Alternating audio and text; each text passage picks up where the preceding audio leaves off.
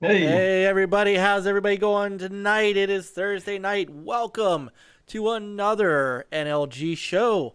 And as you can see, we have our new intro with our brand new Gamers United Guild members. And we got a little Gamers United Guild icon right down there. We'll tell you all about that in just a minute, but I want to say hello to everybody and to our great panel. And tonight we welcome back a great guy, developer, guest. He's been on before, and has a game that just launched on the Switch.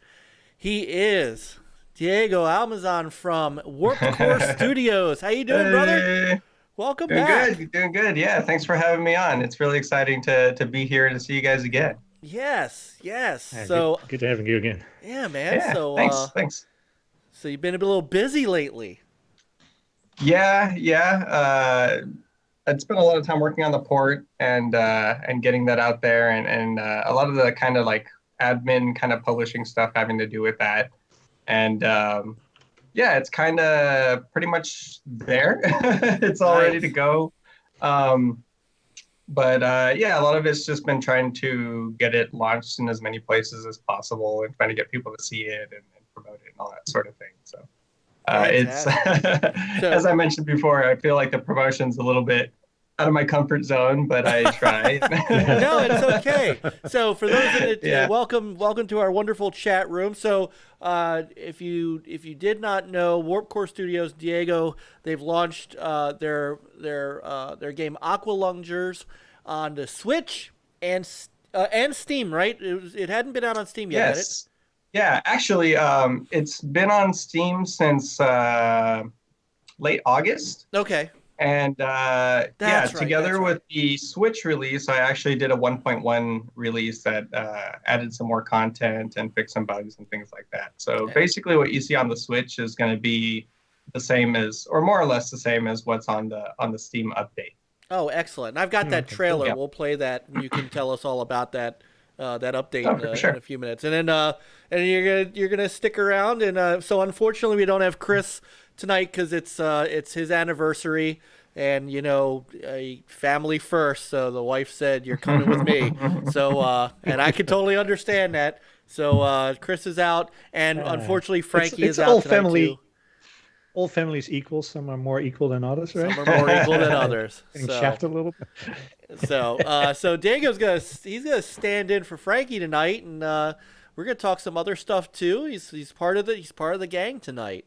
So very Yeah, happy. I'll do my best to be entertaining and engaging. Well, you've got a great chat room to do it with. Let me tell you. So All right. So speaking of the chat room, I want to welcome everybody in. Unfortunately, I am not going to be as active in the chat room tonight. Most of you probably know if you haven't seen. Uh, I got attacked by ninjas on Monday, and they fractured my elbow, and so I'm in this sling and splint until next week at least. And so I will try my best to respond to chat from here. And maybe do a little left-handed typing, but if I'm not active in the chat tonight, folks, please don't take it personally. It's simply because I can't type. So, Yeah, that's what you get when you're battling coronavirus, yeah, right. So, Should have I seen my w- daughter today. She was all dressed Uh-oh. up in a cape and she had her face mask Aw, on and put on the eye mask on there. And it's like, I'm fighting corona. It's like, all right. nice, nice, nice. Well, I wish the ninja story was true. Yeah, I unfortunately don't have as good a story. I just slipped and fell on Monday, and I landed push-up position, and that apparently, if you do that, can fracture your elbow, kind of right below the joint. So thankfully, That it sounds doesn't. so terrible. I know it actually. I will say it looks worse than it feels. I also hit my head, which is why you see the bandage, but I'm okay. I'm not in any real pain. It's just I got to do this so I don't hurt it further until I can see the orthopedist next week. Well, Anyway, Mike, we all love you, and like I told you on Twitter, man, I wish I could have been there for you. I could have broke your broke your fall in the shower. from a distance, from a long distance.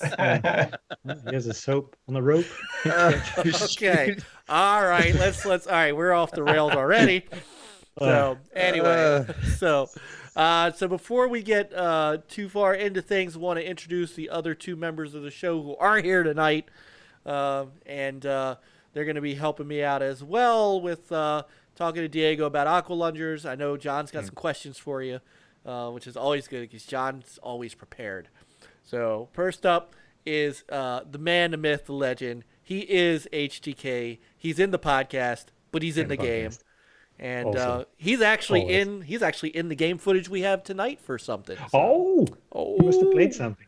Must have. So what's been going on, Peter?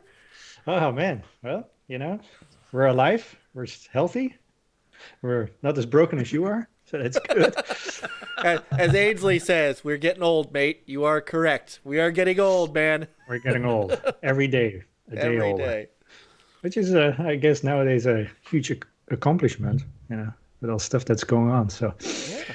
But I did some good gaming, got some hardware, some new mini hardware. Yeah, which we're also going to talk about tonight. It's John is gonna unbox, I believe. So I won't spoil too much. But I got it myself and unboxed it myself. Played a little bit, tiny little bit. Let's see, what else did I do? Oh, I played some Golf with Friends. Oh my goodness, it's I saw that stream. Yeah, the physics are not always up to snuff, but I played it with Nate, the Red Girls, and I kind of had a little bit of fun. Mike, you were watching. I was watching. We were like, this game it's I will show some video in a little bit, and let's see what else did I play. Well, Snow Runner, obviously. Obviously. It's been my go-to game lately. You need to sell Diego on Snow Runners. You've been selling everybody else on it. Oh yeah, I mean it's a. Whoa, what we got? What is it? It's a fantastic game. It's kind of a truck simulation in harsh terrain. So you start off like in a Michigan area, and you have to haul different kinds of stuff from A to B, get trucks out of peculiar positions. It's swampland, Ice Road Truckers, the game. Snow, ice. There's a Michigan area. There's an Alaskan area, and some kind of Russian area, and they're all kind of a little different. So you're driving with big trucks, semi trucks, all the kind of trucks. You have different equipment on a different kind of beds, different kind of cranes, trailers, and you have to load them up. And it's a lot of fun. It's kind of like simulation. I don't know if you're familiar with Truck Simulator, like on PC. I've seen bits of it, but I haven't checked it out myself. Yeah. But this is kind of like that, except in dangerous terrain, and you have your challenges. You can play it co-op as well. Okay. There's some issues with co-op. You might lose your save file. So. Playing a co-op yet. It's called raising the stakes. And but it's a ton of fun. I'm enjoying it. Oh, I also have winches and stuff in case you tip over, and if you have an autonomous winch, you can help yourself, and otherwise you have to use another truck with a winch and trying to help you back on all 4, 6, 8 wheels again. So, that's cool stuff. It's the ultimate ice road trucker simulator. Oh, and tonight I want to get some Chivos for the Microsoft reward points, so I loaded Forza Street on my phone. I don't know, it's like a dumb, stupid racing game, but it's pretty addictive. So play that a little bit. Awesome. Oh, and I forgot the big one, Minecraft Dungeon. Yes, which we will be talking about that game tonight. that game is delicious. It looks so good. Yeah, we're gonna be going over that tonight for sure. So nice. It's good, a lot of fun in co-op. We've been playing for the last 2 nights, and we're having a blast. Nice, very nice. All right, and then skipping over Chris because he's not here. the man to the left. He's always got the greatest T-shirts. What do you got tonight? Well, tonight this is. Let me move this microphone out of the way. This is my Mario Kart T-shirt. Okay, so first off, the man with the cool T-shirts. He's got the 1-Up arcade in the background. He loves all of his consoles as long as there's an actual console to love. He is our brother, the console hugger himself, John Place. Right. What's going on, man? Where do you get those T-shirts? Oh, I get them anywhere. I mean, whenever I'm about, I order them online. I've got boxes coming in like every other day. GameStop, I'm picking them up wherever I can. Anytime I see a shirt that catches my eye, I'm like, oh man, I got to have that. Our show, it's not just about our content. It's all about the presentation. That's right. And, it's like a sports team. If you look good, you feel good, and the show's good. So, even my Mario hat, everything that I do revolves around gaming. I'm like Mr. Gamer. Gamer. We call him Spicy John, though. You'll see why later. Spicy John. And I've it's been kind of a weird week because, we just came off the holiday weekend, and I didn't go back to work till Tuesday. But it's been real busy at work. I have been playing MLB The Show again. I'm level 88 on my quest to get to level 100 in the platinum. I did purchase. But you lost one of your most valuable players. Oh no, I'm back. I played through the injury. You played through it. Yeah, I was up to bat, and they gave me a little chin music with a pitch and hit me right upside the head. So next thing you know, they're wanting to take me out of the game. They said that I've lost control and I can't see well, and and I decided to play through the injury. Of course, there's a risk you take if you play through the injury because you could risk being out for a long time, possibly the whole year. But I'm back with a vengeance. And other than that, he was trying to bat from first base, but Right. Other than that, I bought that game Myst. It's a version of Myst. It's a redone version of Myst that I played a long time ago on the Commodore 64. But I bought it for the Nintendo Switch. I have yet to play that yet because I, like Peter, got some new hardware that I'm going to talk about later on the show, as well as Peter. And I've been playing that, and I did get to try out. Then I'm going to go into more detail about this later, but the Iron Man PlayStation VR. And I got to tell you, it's fantastic. I can't wait to talk about it. I played through the demo like 5 or 6 times. It's just totally awesome. That game's going to rock. It comes out July 3rd, so I'm really stoked about that. Nice. All right. It's awesome that they did a demo for that, though. It is awesome they did a demo. A lot I wish of I would have been able to play don't do demos anymore, or after the fact, And it's a pretty lengthy demo too, so it gives you a good. Well, I'll go into that later, but yeah. Does the demo does the game require the Move controllers, or can you use a standard controller? Because the game does require the Move controllers. Now I've got the Move, and I'm telling you what, I got to be honest with you. Well, when I get to talking about the Move controllers, they work perfect with the game. That's fine, but I don't have them. So well, we'll have to get you a set somehow. I'm sure I could find a set. Not that I could have played this week, but yeah. Right. So I was able to at least hold a controller. So I was able to get all of my retro segment done this week. So what I love about doing the retro segment is I realize that there's I've got my Xbox, my PlayStation, and all of this stuff in the horizon, but I'm having more fun right now going back in time. And you'll see why. You'll see why when I go through my stuff. It's just you just want to be young and healthy again. I see that. That would be wonderful. So yeah. Right now you're like Deus Ex. You need like a bionic arm. Yeah. Hey, Cyberpunk is right around the corner. Right. That's right. I'm team Spider Legs personally. Oh, I gotta get Spider Legs. Spider Legs. Yep. Nice. That'll be me. I'll be that guy. I would love to. So would you have all 6? Yeah, it'd be 6 legs, and then I'll keep the 2 arms. There is a small chance I'll go for like the mandibles also, but that's kind of hard to say at this point. Nice. Oh man. Nice. And you of course would climb stuff, and yeah. Yeah, that would kind of be the point for sure. That'd be great, man. That'd be fun. Spider legs. Yeah, but that would be a hell of a theme song too. Spider legs, goes wherever those spider legs can go.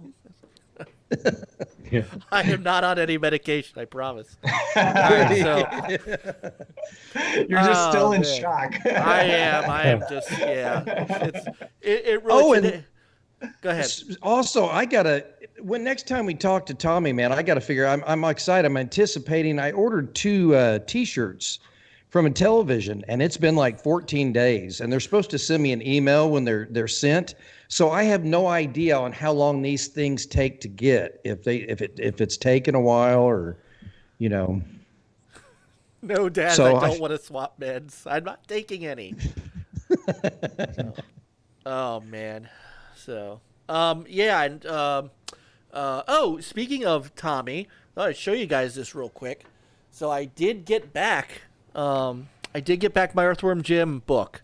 So Diego, I don't know if you know who Tommy Tallarico is. I don't think so. We're gonna have to introduce you to him. So okay. he was back in the day, because the 3 of us are old.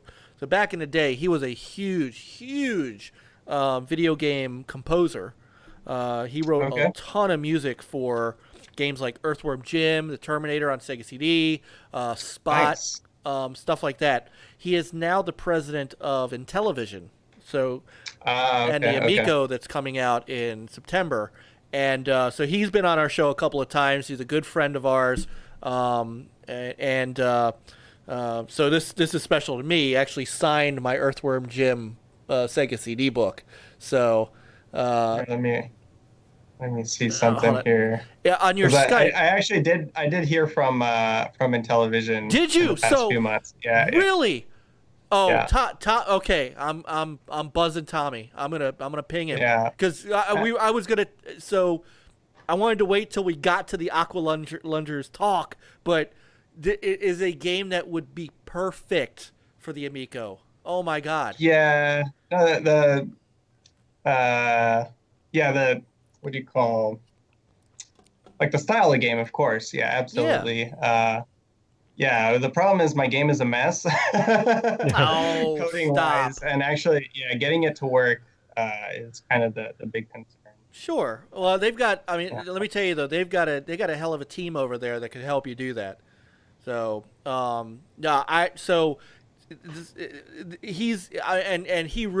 he loves those kind of games. So, I mean, you have a game that is perfect for their system and the audience that they're shooting for. And I'm sure guys, so we got guys like Pong by Atari in the chat, and I'm sure he's laughing his ass off because here I am. I can never find a way not to shill for the Intellivision Amico. So the other thing that he sent me, guys, which I didn't show you, was, and I didn't realize this until last night when I was on with Pete and Gen Gamer and Retro Advisory Board and those guys on the Amico All Access show. He sent me a ticket from video. So he does this thing called Video Games Live, because and this was their very first show at the Hollywood Bowl in 2005. This was their first concert ever. Wow! And he signed it. Wow, oh, that's sweet. So I mean, this is just awesome. Freaking unbelievable. So, like I said, growing up, Diego, the music that he did, because I'm a big Sega guy. So the Sega CD, the Sega Saturn, and he did games for the Genesis, the Super Nintendo. He did the games for games like Aladdin and the Lion King and stuff like that. The stuff that he did is stuff that I grew up on, and as a musician myself, I have a ton of respect for him. I love his music, and so it's great to be able to call him a friend of the friend of the show. So like you're That's a friend awesome. Of the show. You're a friend of the show. We love having you too. So, okay, couple of one quick thing, and then we're going to start talking about Aqua Lungers, and then John, I got the product of the week, but we're going to do that after Aqua Lungers. But I do I do want to bring up one thing. So as many people may have seen at the beginning of the show, we added a small bumper to our intro video, and that is because this week we launched a group called the Gamers United Guild. So what this is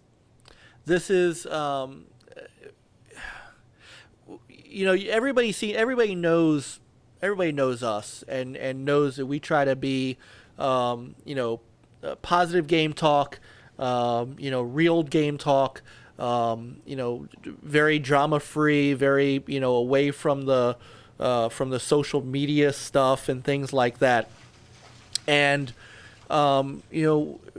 we have partnered up with some other great, unbelievable shows that are like-minded to us, that just come out and have a good time, talk great, positive gaming, no nonsense, no BS, and there's and a group that we pride ourselves in associating with.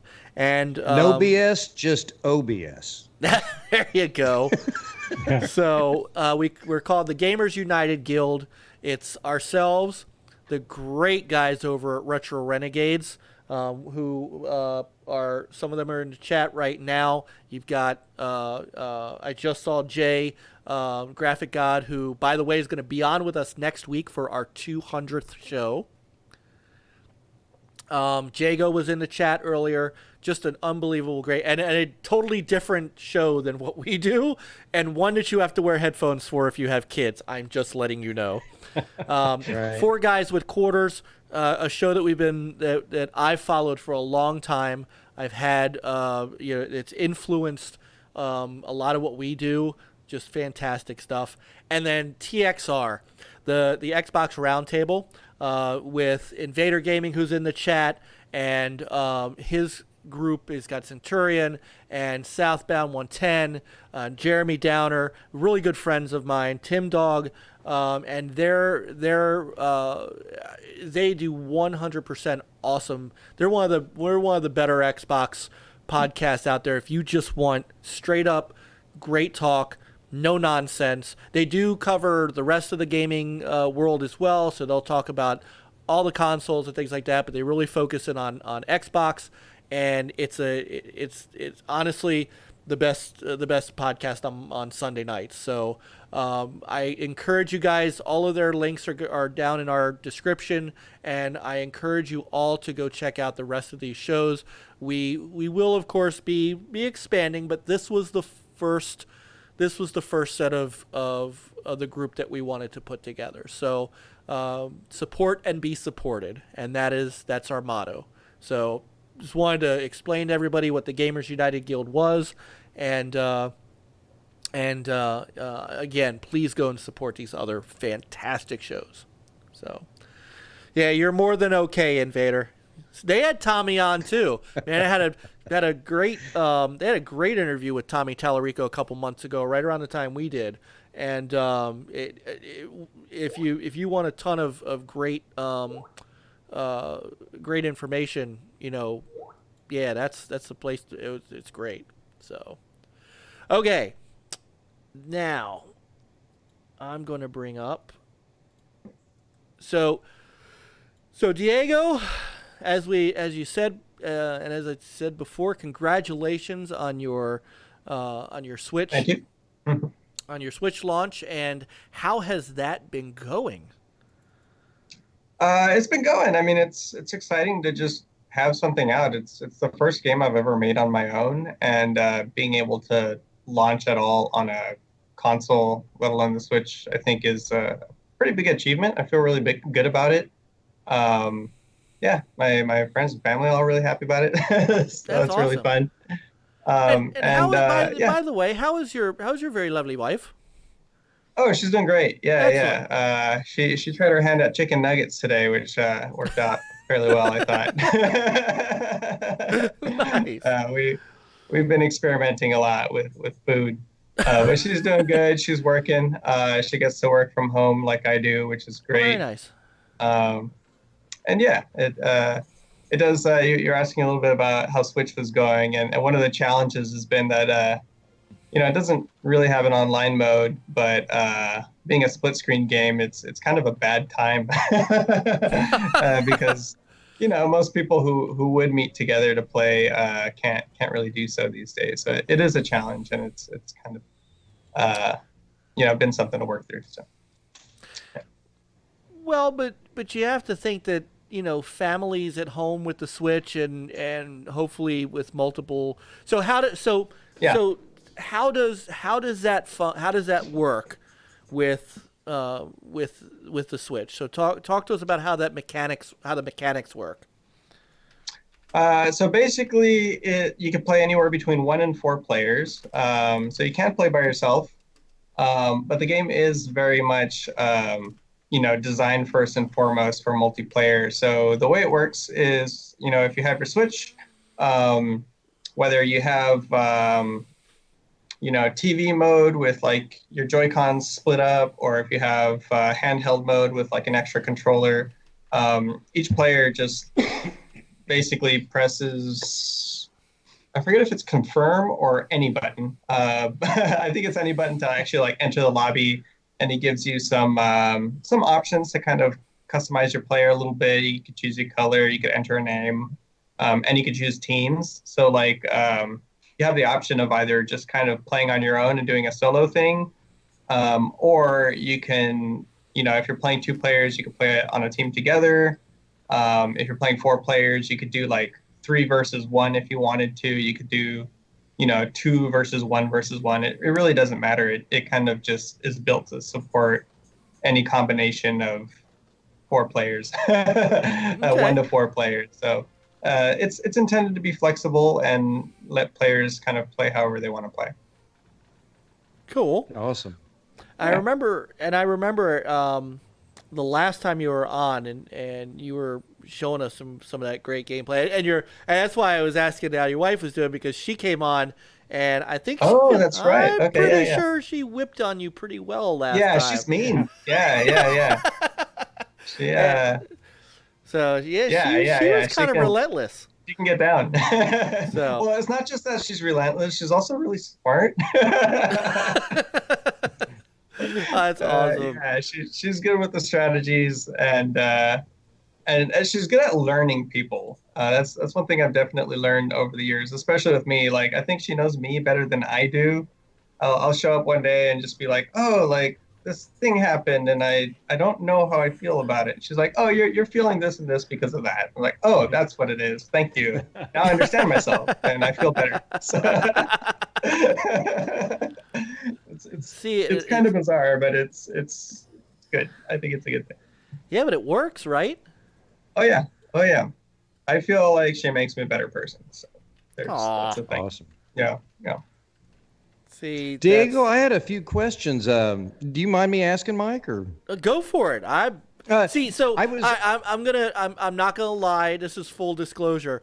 I said to them earlier. I said, okay, it's you guys are gonna have to pick this one up because we interviewed him already, and I asked him all the questions. So I don't know what's left to ask him. So shoot. Well, then you probably already know everything.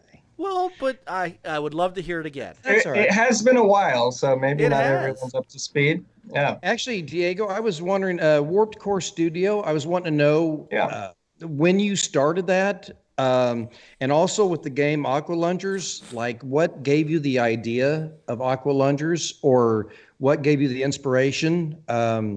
Did you have a co-op game in mind from the get-go, or are you going to do another game? And like in the future, do you have any other plans for any other games? And maybe, like, I know these are a lot of questions, and then just what were some of the challenges? One at a time. I know, I'm all excited.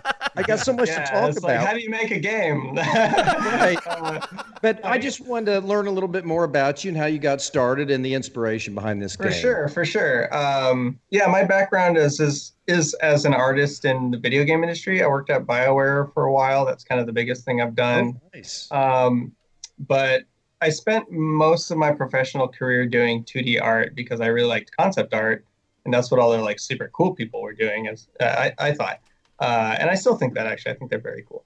But I had a lot of like when I went to college, I studied like 3D art and animation. And I just like, one of the things I liked back when I was in school and a little bit after that was just like learning different software and how to use lots of tools and things. So over time, as I found myself just like focusing on like drawing, I was kind of like missing just doing more and kind of having a broader skill set. Right. So yeah, there was I want to say 2010 and then 2012. There were like there was like some rough patches for the gaming industry, and we had some layoffs, and I got swept up in both of them, which was pretty exciting. No, I got swept up in one, and then I quit because I found my job getting a little bit more narrow, and I kind of wanted to expand my horizons. So I joined this group. I don't know if I told you guys about this. Maybe I did, but it was called the Indie Van Game Jam, where we would travel in a van, and we'd go drive across country to meet like another indie dev. And the idea would be that we would make a game in an attempt to learn something about that studio in the van as we went along. So we would like show up with like some game jam, and we'd like talk about games and stuff. So it was pretty fun, and yeah, Nice. it was cool. It was very hard to do, but we enjoyed it. And yeah, that's where I started kind of learning how to use Unity, and kind of getting refreshed on some like 3D tools and compositing and things like that. And yeah, kind of after that ran its course, I kind of decided that if I just knew how to program, well, actually, there's a step before that. Yeah, after that, actually, is when I started WarpCore, because I was doing freelance concept art, and WarpCore was kind of an attempt to professionalize my home business a little bit more, and the goal was to eventually like go from art asset development into full game development, and that went pretty well. I had a few clients. You know, I don't know how much you guys know about like art, like freelance art, but it's really hard to get good clients, and they're all different. You never know what you're going to get. The experience just varies like crazy, and it's very turbulent. So yeah, that's kind of one of the reasons I wanted to kind of grow the business and get it more into game development studio instead of just looking for clients. I could start making my own products. And in order to get there, I decided that instead of hiring programmers, I would just become one. So Right. I took some classes at a community college in Austin, and started Aqua Lungers. So, yeah, I guess that's kind of a long story, but that's kind of how I got where I am now. And then in terms of like how Aqua Lungers started, I originally had this idea for like a big single player mystery game that involved jumping and swimming.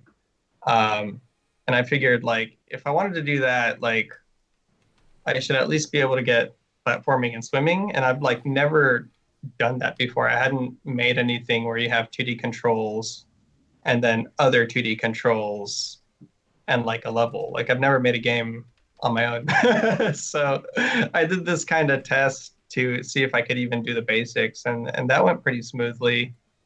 Well, Diego, I tell you what, we've one of our Yeah. listeners, Daredevil Dave Dahl. He's a up and coming wrestler. He's kind Okay. of like what you would call he's a pro wrestler, but he's kind of like AAA, and he's trying to get in Retromania. Wow. And I just Good came up with a grief. brilliant idea. If he fails to get in that game, maybe your next game you could create some kind of wrestling game and put Daredevil Dave in it. It would be Oh, my fantastic. God. Oh man.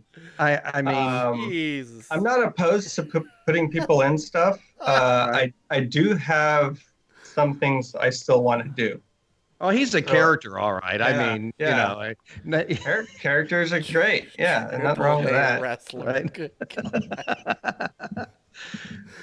God. He's a good like guy. Daredevil. He's like, yes, yes, yes.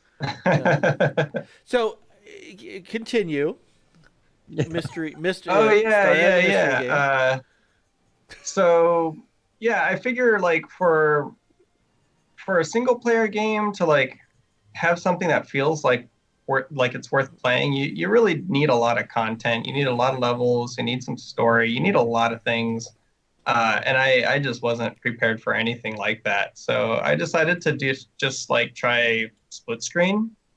And I got that set up and set up like this little gold collecting mechanic. And it was basically just that. It was just I think I actually had the diver looking very much.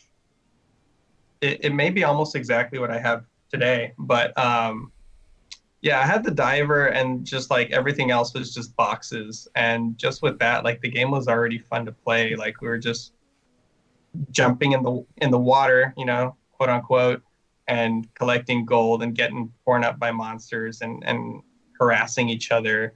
And like just the very basics of it were fun enough that I kind of wanted to turn that into a project.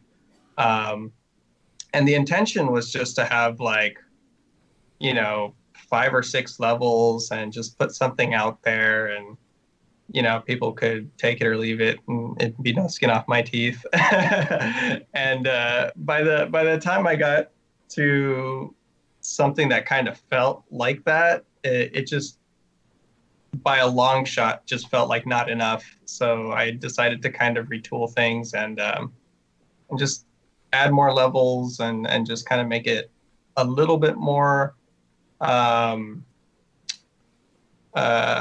friendly. One of the things that kind of happened early on when I was showing the game at cons was that there was a pretty sizable group of people just kind of mixed in with everybody who wanted to play co-op instead of competitive, which kind of surprised me. But like people just like for some reason just instantly saw that in the game and just wanted to play together. So then I ended up adding teams, and it kind of helped single player a lot because it kind of got me to include some features that make it so that you can lose. Because before that, it was set up to where like somebody was going to win at some point eventually. Whereas now, like you have the monster and they're collecting gold, and you have lives, and there's a couple ways that whether you're playing single player, you're playing free for all, like you could just straight up lose and have your progress blocked. So that was a huge change fairly early on, and I feel like it shaped what Aqua Lungers is today. Awesome. Nice. So what drew you over to the Switch?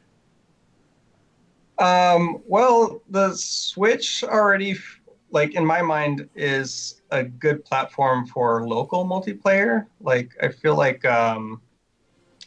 people who play party games often play on the Switch. I mean, like Nintendo's always had like Mario Kart and Smash Brothers, and they're the and Mario Party, obviously. So it just seemed like the platform that people who play games together in the same space, it's kind of what they gravitate towards typically. Diego, I was going to say it kind of looks like a Smash Bros gone wild, you know, out on the beach in the water. A little bit. You know, you got the hopping around. Yeah. I actually like to think that it lives somewhere in between Smash Brothers and Mario Kart, because like at its heart, it's a racing game. Like, yeah, you could fight each other, but you don't win with kills unless like you kill everybody and you just play by yourself for the rest of your level. But like you risk the monster just like winning with points. I was gonna say, yeah, like you're racing to collect treasure. Like going fast is kind of key in a lot of situations. So it definitely differentiates itself in that way, where in Smash Brothers, like typically when you're moving, it's always going to be combat related, whether you're like repositioning yourself to get in for an attack, whether you're trying to avoid an attack, get power-ups, whatever. Whereas in Aqua Lungers, it's almost more of a speed running game where you're trying to get back and forth from one point in the map to another. You're fighting along the way. If somebody else has money, you might try to jump them and take their money, as people do. Yeah, like the big thing that I was hoping to get out of Aqua Lungers, or the thing that I think that sets it apart, is that instead of just being a combat game, it's more a contest of like overall 2D gameplay, if that makes sense. Yeah, I'm gonna a 2D version of now. John may remember this.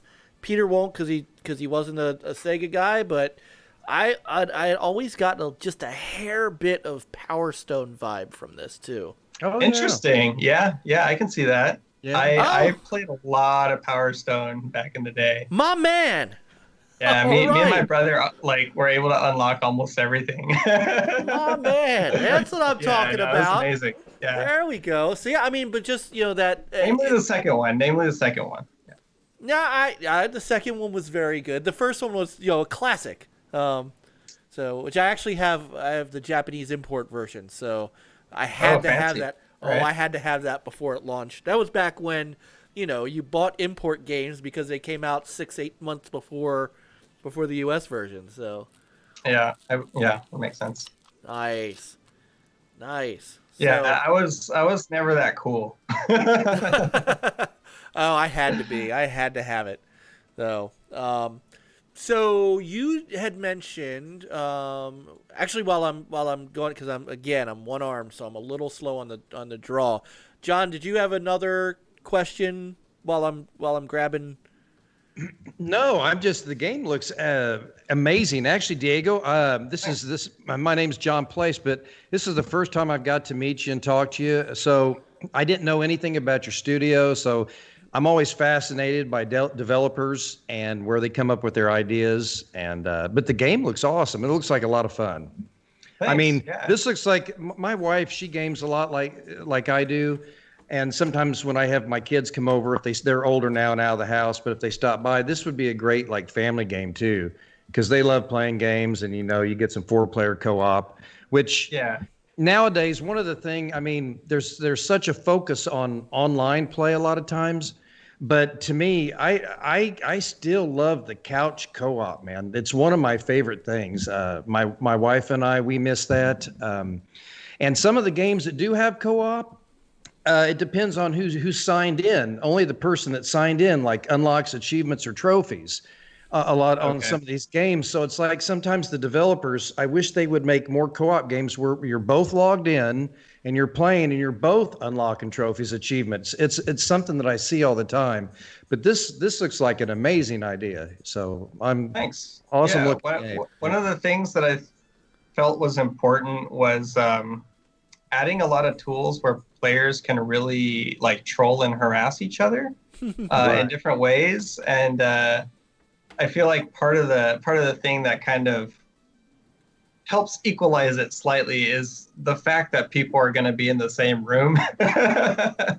Right. Because once they start pushing pretty hard, people can at least nudge each other and all that sort of thing, and it's a lot of fun. I feel like some of that isn't always there when you're playing online.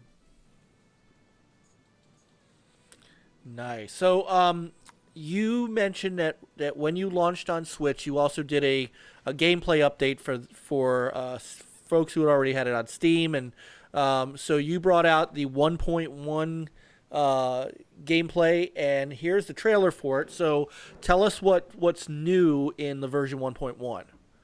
Sure. There's a lot of bug fixes, improvements to AI. The monsters don't get tripped up as much as they used to. They're a little bit smarter in some cases. Their powers fire off a little bit more reliably. Let's see. I'm trying to follow the trailer here so I don't get too far ahead. Yeah. Oh, better performance. That's right. I kind of reorganized the code in some ways so that it just runs better in every situation. So I think I got something like a 20 or 30% overall frame rate improvement. Nice. Wow. I did a change to the map where the map was hitching like crazy, and it's you don't notice if you have like a 1080 Ti or something. But as soon as you have, something a little bit more modest, like you'll notice those hitches, and I changed it so that now it like runs at like 400 frames a second, like on 4K resolution. So it's a lot better. And of course, we have like a new island with basically like a bullet hell style set of levels. So if you're someone who thinks they're good at gaming, play these levels and see how you feel after that. Now, is this update's free for Steam players too? Yeah. If you have the game, you're getting the update. Yeah. Excellent. That's you, Coop, because Coop's in there and he said he's played the heck out of it, but he's not that good at it. So. Oh, I've played it too. Like when I don't know, if it was still like in preview mode or something. I don't know if it was the first person mode was fleshed out. It might have been in the game. I don't can't recall, but. Which one? I don't know. I played the game like very. Okay. I think when you were first on the show, I played the game. Got it. And I don't remember if single player was part of it, or if it was like fleshed out. It might have been. Yeah, it would have been different. Yeah. It was like one of those things where like it doesn't stop you from playing by yourself, but the rules might not have been set up the way they are right now. So there is a single player way to play it. I know you said that earlier, but yeah. So it's almost the same. Like it's the same rules, but there are some balance changes that happen. Actually, one of the things that wasn't there before was lives. So now there's lives, and kind of based on how many opponents you have, you'll get more lives. So you start with 3 lives. If you're playing by yourself, you'll just have 3 lives. But if you're playing, let's say a 4-player free-for-all where you have 3 opponents, you get an extra life for each opponent to help kind of buffer. And then on top of that, when you run out of lives, there's a respawn cost. So if you have money, you could spend some of your gold to respawn after you've died too many times. And by default, that's 200, which is actually pretty steep. But then again, like when you have opponents, that number goes down, just because like in free-for-alls, it's a murder house. So it's kind of expected that people die, and it gives players a chance to play a little bit more before they've lost everything. So yeah, when it comes to single player, it's still, gold collecting, but it's a little bit harder to survive. The bosses also score points just like the players do. So as the levels get harder, it becomes harder and harder to keep up with the monster's treasure collection, and you're kind of forced to like do some damage and stuff to keep their points down and things like that. Awesome. Okay. Yeah. Open Every Box Pete, who by the way, I want to give him a shout out. What a great guy Pete is, and I'm privileged and honored to be able to share some airtime with him on Wednesdays, as we do. It was funny you mentioned in television calling you. We do, if you want to talk about somebody who is like me, and well, all of us here actually are Amico Founders Edition owners, so we're all in on it ourselves. But guys like Pete. His channel is dedicated just about to it, as well as other games and things like that. He had 2 things. Number one, he wanted to know when this is coming out in Canada. Oh gosh, that's hard. Yeah, I don't have any French translation. Yeah. Oh, so you'd have to. So how does that? I was gonna say, how does that work? You have to localize it for French. Yeah, and currently I don't have any system in the game for localizing it to anything besides just what it already is. So that would be a huge undertaking at this point. To sell it in Canada? Well, yeah, you need French. Oh, so that's a requirement. Yeah. Ah, okay. So that's what he's saying, Pete. It's because Pete's saying no, Canada is English, but there are French Canadians, and what he's saying, Pete, is you have to have that in the game even if you don't use it. So yeah, I need to double check because Yeah, I'm not sure if it's just the game or if it's just the store. Like, yeah, I can double check, but Okay. they seem pretty strict on it. And of course, the Switch is not region free. Correct. Yeah. So, but so before I ask before I follow up on the other question though, have you now that you're Switch, now that you've gotten your gameplay, the new gameplay update and stuff, are you looking at? And I know you got to get the game out, so I'm not talking about in the next month or two. I know you're still looking at distributed in game across the rest of the world, but are you looking at other platforms at this point? Beyond the obvious one that I'm going to ask in a minute, but Xbox, Right. PlayStation. Yeah, not currently. No. Like if there somehow becomes a massive demand for it, I might look into it. But right now, I think Switch is kind of the best place for it. Yeah. All right, so I am going to say one of two best places. Okay. So it's if you look at the chat, there are multiple people that are asking about the Intellivision Amico. Okay. And actually, Richard Hayward also says this game looks sweet. The more I see of it, the more I see of it, I'd love to play this in a group with the family. You're getting some really good play in the chat room. This is which you should. This is a really good game. So Thanks. I'm really glad to see. I'm really glad to see the positive reaction in our chat room for it. It's well deserved, Diego. Seriously, and I'm not saying that because you're here. I'm saying that we wanted you to come back on because we like your game. So I really appreciate that. and you're a really cool guy, and we really enjoyed our first time together. So, so you said that you had talked to Intellivision a couple months ago. I have to ask, and you don't have to answer if you can't. Did they call you or did you call them? They called me. That's awesome. So yeah. that's so. And again, I'm coming from a place where, from a standpoint of what that system is and what it's meant for, I have kids. I have 3 boys. Let me put it to you this way, and I stay fast with this. It is the only console that's coming out this fall that I have pre-ordered or am interested in. I have no. Excellent. Interesting. I am not. I really have no interest at this point in the PS5 or the Xbox Series X. My current consoles I have are more than capable of entertaining me right now. But because of the games that are coming out on the Amico, and to be honest, they look like this kind of has a little Shark feel to it, and I could see a game like that. This is a game that is honestly perfect for that system, and just as a consumer, I will tell you this: if it came out on that, I would be all over it. I don't have a Switch, so. My kids don't have a Switch. It's hard for me to buy it on the Switch, but I will tell you that an Amico version of this game, you probably have 6 or 7 people just right in the chat room that would be in on it.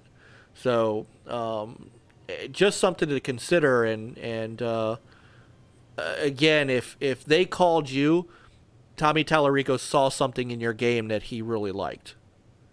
And I would love to see it.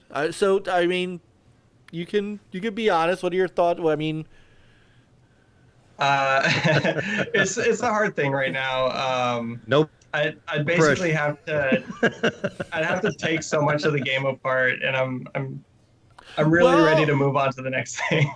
Well, but I think if I remember correctly, that system is really so focused around Unity. It is, yeah. The biggest control issues are basically controls related, where I'm using a plugin and they're not really set up for Android for some reason. But like as an example, like if I use Unity's new tools, like it does that all very differently in a way that would make it a lot more possible to just like do those kinds of ports.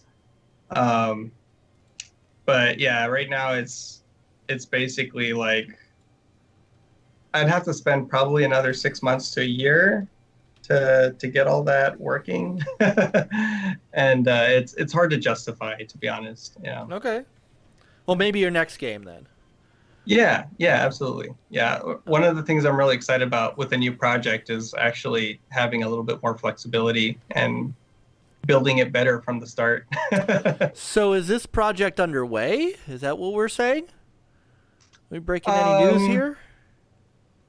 I'm thinking about the new project very seriously right now. I haven't actually started writing any code or making any assets, but Okay. I am making plans. Yeah, making plans. All right.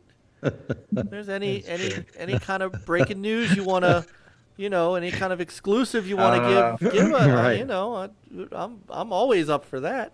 I'm very fickle, so like I don't want to say anything and just like change my mind tomorrow. Right. Well, Yeah.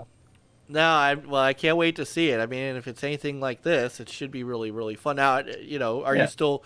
You could at least say this. Are you still looking at a co-op, or are you maybe looking back at that single player experience? I'd rather not say. Yeah, NLG exclusive. All right, Peter, ask that question in a different way, please. Yeah. No, that's fine. And you know what? When you Who do, knows? Maybe it'll help me think about what I'm trying to do. After all, yeah. Well, when you do come up with it, and 'cause obviously we follow you, and we know what you do, and when you announce it, we'll be right there to tell everybody about it. You know that, and of course you'll be back. You'll have you back on to talk about it. So when you're Yeah. when you're I'm ready. actually, one of the things I'm thinking about is like one of the things that's a lot of fun is actually like showing some of the process. So I may be continuing that trend. So possibly in the next couple months or so, I might start like once I have a clear idea of what it is I'm trying to do, I might start talking about it a little bit more. Okay. Awesome. Yeah. Very cool. All right.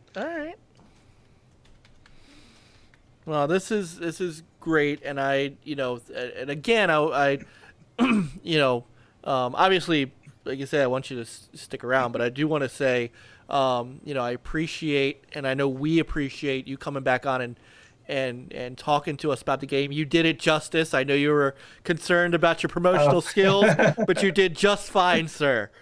Oh, really thank you. did. I really appreciate you guys having me on. You guys are great, and I appreciate the feedback. It does mean a lot. Absolutely.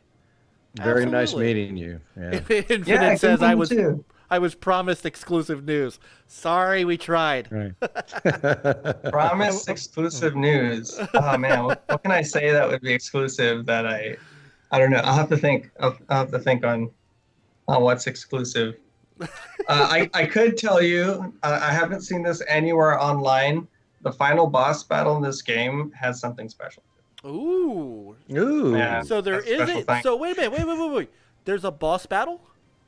Oh, so maybe one of the things that wasn't in the last time we talked together It wasn't.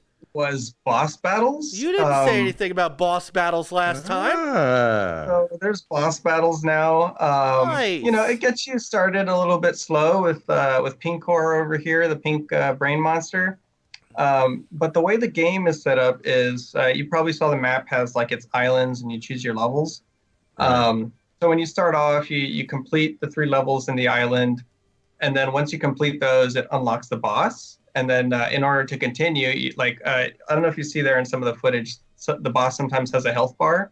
That's specific for a boss battle. So Okay. you kill the boss, you defeat him, he explodes, really exciting like, and then it opens up the next island. And one of the other things that does is any boss that you defeat in battle becomes selectable as a sub when you want to customize the level. So like if you want to play like, the serpent dragon, like in level 1, you could do that. And it helps, add some more variety to the level. You could change your point limits, and you could add timers and things like that. But yeah, there's boss battles now. They get harder and harder. and they all do different stuff. Nice. So I'm excited to see how people react to the different bosses. Nice. And getting through it. So, Super Jeremy World's in the chat too. I mean, we got so many great people in the chat tonight. I love. These are all our friends. This is what I love. Awesome.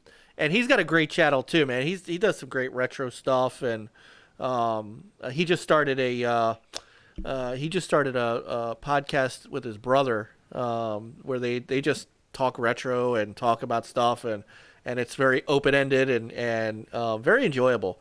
There's so many enjoyable shows out there to watch. Awesome. Yeah. So I did tell Pete. I know, Pete, we got to talk to Tommy about you. I might not give that up just yet. Yeah. Question: Are you open to the idea of somebody else doing the port for you? Yeah, I'm open to that. I mean, I'm not soliciting I can myself. say that. You might even say that's exclusive news. Yeah. Yeah. Yeah. All right. You know who we got to talk to, Peter? We got to talk to Mike. We got to get Mike on the case. Yeah. Oh, yeah. Yeah. So, all right. So I am not going to badger you about this Amico thing. No, that's all right. I just know. I will tell you that again. There are many people in the chat room who would buy it. So. Awesome. Yeah, no, that's. I mean, it's really encouraging at the very least. And I mean, when I talked to those guys, they were really great to talk to. So. They are. Micah would be perfect, man. He'd put Pauline in as a playable character, you know. So yeah, they are good people. I mean, they really are. Right? So anyway, if you keep going, I could talk Amico all night. That's my problem. So, that's why I love. You seem to like the Amico. I do. On Wednesday nights, I'm telling you, on Wednesday nights, Open Every Box Pete has an all access podcast, and I'm pretty much. I've been on the first 3, and as long as my wife lets me, I'm probably gonna be on all of them because it's a great system. So, welcome Le Panier. I think I said that right, Le Panier. I have not seen him in our chat before, so welcome. I hope you're enjoying the show, and hope you'll stick around and stay with us on Thursday nights. So, all right. So we got some other stuff to talk about. Diego, you still want to hang out? Yeah, I'd be happy to. Awesome. Okay, so you haven't seen this either. This is a John special. So, Spicy John. What, sir, is the product of the week? The product of the week. Oh, wait a minute. Hold on. Before you do that. Hold on. Sorry. Damn it, I got it. I'm telling you. You ruined it. You had one job. I know. Hey, man. I am the one-armed man. No. Right. Look at this. I'm and now my keyboard won't work. Oh, so now I feel bad. Jeez, what is going on? I feel this is. I tell you what, this is frustrating as all get out. I'm not gonna lie. I am miserable. This is absolutely miserable. Okay, I'm sorry, Spicy John. What is the product of the week? The product of the week is Reese's Peanut Butter Cups. Ooh. That's not Reese's Peanut Butter Cups. Hold on. There we go. Oh my God. There we go. I hope we've got sound. Oh no, hold on. Jeez. I gotta do it this way. See, what is an NLG show without me just completely not doing anything correct? All right, let's do this again. All right. Chocolate. Peanut butter. Hey! Oh, hey, you got your chocolate and my peanut butter. Peanut butter on my chocolate. What? Delicious. Two great tastes that taste great together. Reese's Peanut Butter Cups. Real milk chocolate, delicious peanut butter. Reese's Peanut Butter Cups. And Reese's Crunchy Peanut Butter Cups topped with chopped peanuts. So let me just say that commercial could absolutely not be done today. Oh no. Oh no, there would be lawsuits. Just 6-foot distance, you know. I'm not even talking Distance. about Corona. Oh. I'm just talking about it in general. There's certain levels of disco that you just can't reach in today's age. I don't know. They both seem like they're having a good time. I think it's good. I think it's fair game. Yeah. Just a If creepy everyone's man happy, behind yeah. him. It's like I there's some, always like, walk down this. I always strut down Yeah. the street with an open tub of peanut Today, butter. I the think- argument I would think be, the my third wheel's a chocolate's little- got more teraflops than your peanut butter. more nuts, terra nuts. Pterodactyls. Pterodactyls. Okay, all right. Let's. I like that, Peter. Yeah. Pterodactyls. I'm telling you, there would be lawsuits. There would be. Yeah. Oh my goodness. That was steamy. I need to take my sweater off. Here. That was steamy. I mean, who just walks around with a container of peanut butter? That's what I I'm mean, I saying. guess That's it's what I just possible, but, get- you know. Yeah, I'm just getting, and then whose Walkman? All Whose right. Walkman has 2 spots for headphones? She just plugs in, and she just like, you know what? Your patent says I'm plugging into your headset, into your Walkman, and you're gonna. Did you see how they were dancing? They had, know. yeah. That was like the Bee Gees. Oh yeah. All right. All right, let me type this out. Thanks. Okay, so my turn. I don't even know what to call it yet. So we're just gonna call it Mike's Retro Stuff. Mike's Retro. So Mike plays old stuff. old Mike plays old stuff. Yeah. Oh, that might be good. All right, so this week on my retro segment, which, by the way, as I said before, has really gotten me falling back in love with my old equipment, old games, and I still cannot confirm nor deny that my OG Xbox is serving as my Sega CD player. I'm just saying, which is great too because I got an HDMI cable on my Xbox, so it works really well on my TV. And that one actually came that cable came courtesy of Peter, who had gotten the same one and showed it to me, and I was like, okay, yep, I got to get one. So, all right, let me bring up this video. So this week, I'm talking about the wide world of shmups. And we had a slight argument about this on the Amico All Access show last night because people don't understand that is that's actually an acronym. So what is a shmup? A shmup stands for shoot 'em up. SHOOTEMUPS.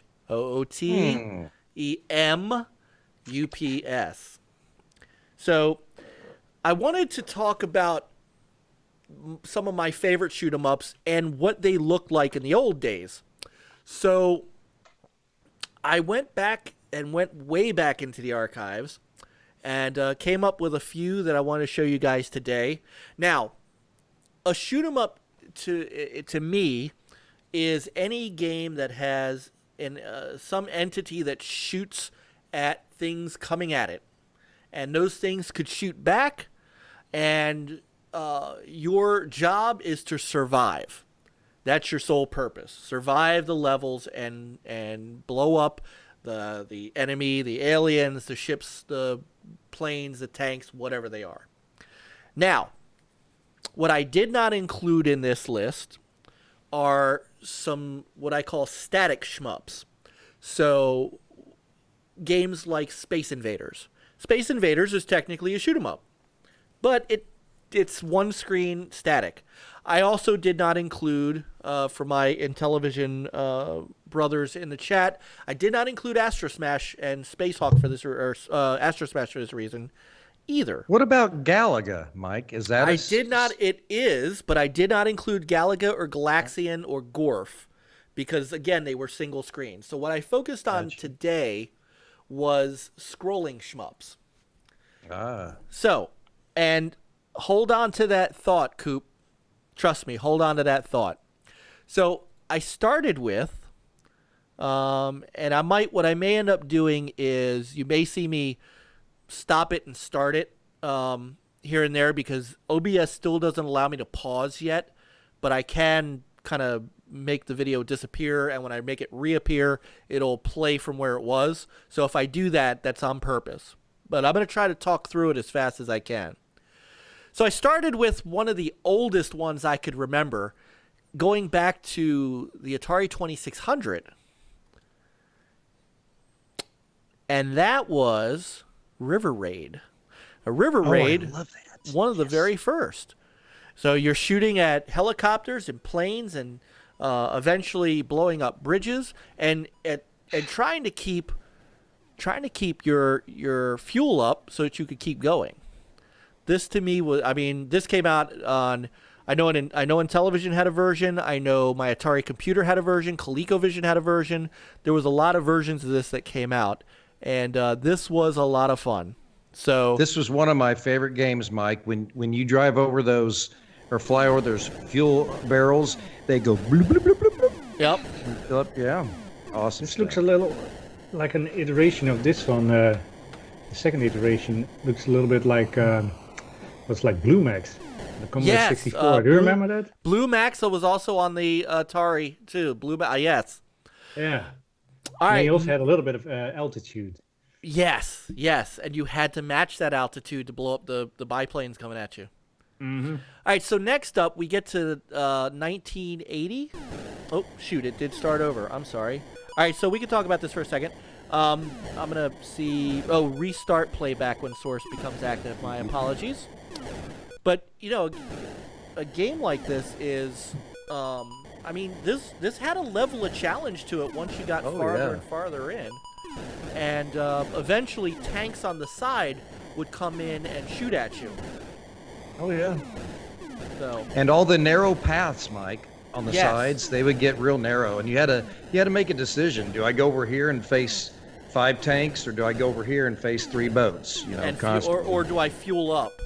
Right. So there's airplanes coming coming Do you always across. Stay at the bottom? Can you also yes, go, you always stay at the bottom. Yes. Okay. But you could go faster or slower. So you can speed up and slow down, but you always stayed at the bottom. So as you can see here, and here's that real thin area that you're talking about, John. This is where I played this so much with the Atari joystick. This is where I would get the wound in between your thumb and your index finger for playing for hours. Yep. So 1980 came an arcade game called Defender, which later bred a sequel called Stargate. Bally Williams, who made pinball machines, also decided to get into this business. In this game, you are shooting everything and trying to save the humanoids that are at the bottom of the screen from being abducted by the alien ships. If they get to the top, they create a super ship. And I'm going to die right about here, and we're going to move on. The next game came in 1982. Xevious, which Super Cooper talked about in the chat. Now, this came out in the arcade, was one of the first games where you were not only going vertically, but Peter, you could move your ship around. This was also one of the first shoot 'em ups that had 2 weapons. You can either fire in the air or you can bomb the ground. Mm-hmm. Now, this game was ported to just about everything from the Atari and television, Coleco, computers. The 7800 had a version of this, and so on. It was not very difficult, although here you'll find I'm going to blow up in a second. But it wasn't very hard. There also weren't levels. Then came Time Pilot 1982 by Konami.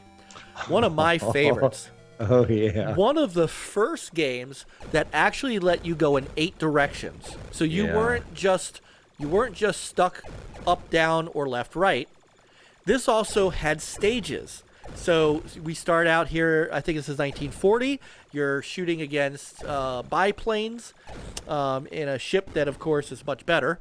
But once you move up, you start going against... As you go up in time, you go up against more advanced ships. If I beat this level, then I would face UFOs in the year 2000. Nice. I spent a lot of time in the arcade on this game.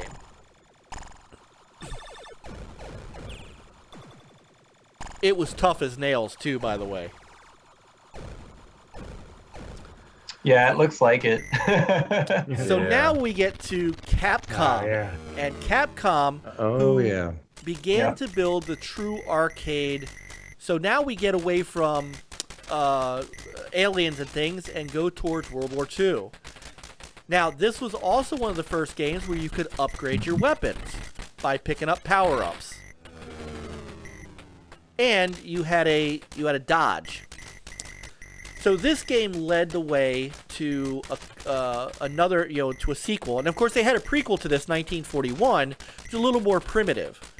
After this game, they came out with 1943 in the year 1987. And this was one of the first games where you could actually customize your power-ups based on shooting the red planes. So here I got a 3-way gun. I could, if I wanted to, power that gun up. Or later on, you could get different weaponry. Like here, you have a shotgun, and that shotgun's a little more powerful. I could switch back to, I could power it up, or I could switch back to another gun if I so chose. So now we get to console games. Thunder Force. So I'm going to stop the video for just a second. Thunder Force and the Genesis. So the Sega Genesis was home to a number of side-scrolling shmups. And the reason was the processor speed in that console could really handle some of the fast-paced action that you got from an arcade. So a game like Thunder Force, Thunder Force 2 was a game much like, it was Technosoft. A game like this was a little bit of Time Pilot in that you had this 8-way thing, but you had these different weapons that you could also get, and now you could switch back and forth between them. So depending on who you were facing and what you were doing, you could pick the right weapon for the right attack against whatever enemy is coming around you. Now after Thunder Force 2, Thunder Force 3 became more of a standard side-scrolling shoot-'em-up. But you could select the stage you wanted to play on. So while there were levels, and not just one continuous screen, you could pick which level you wanted to start with. And then in the same vein as Thunder Force 2, you can power up you can gain a number of weapons that you can cycle through at any time. So as you can see, I've got a couple of things that I can switch back and forth between. And you can power them up as you go through the level. You need that because, like every good shoot-'em-up, there were bosses. And you needed these against the heavier bosses. Oh, yeah. Yep. Now, this led the way to, I've got a little bit of footage of Thunder Force 4, which was the final game in that series for the Genesis.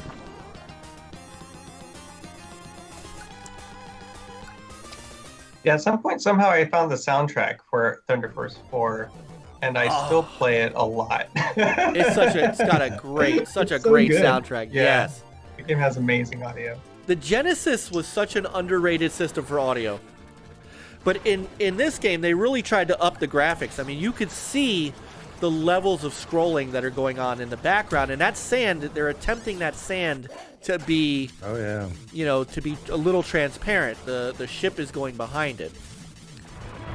Now, the Super Nintendo was not a slouch either. One of the best games on the Super Nintendo shoot-'em-ups was UN Squadron.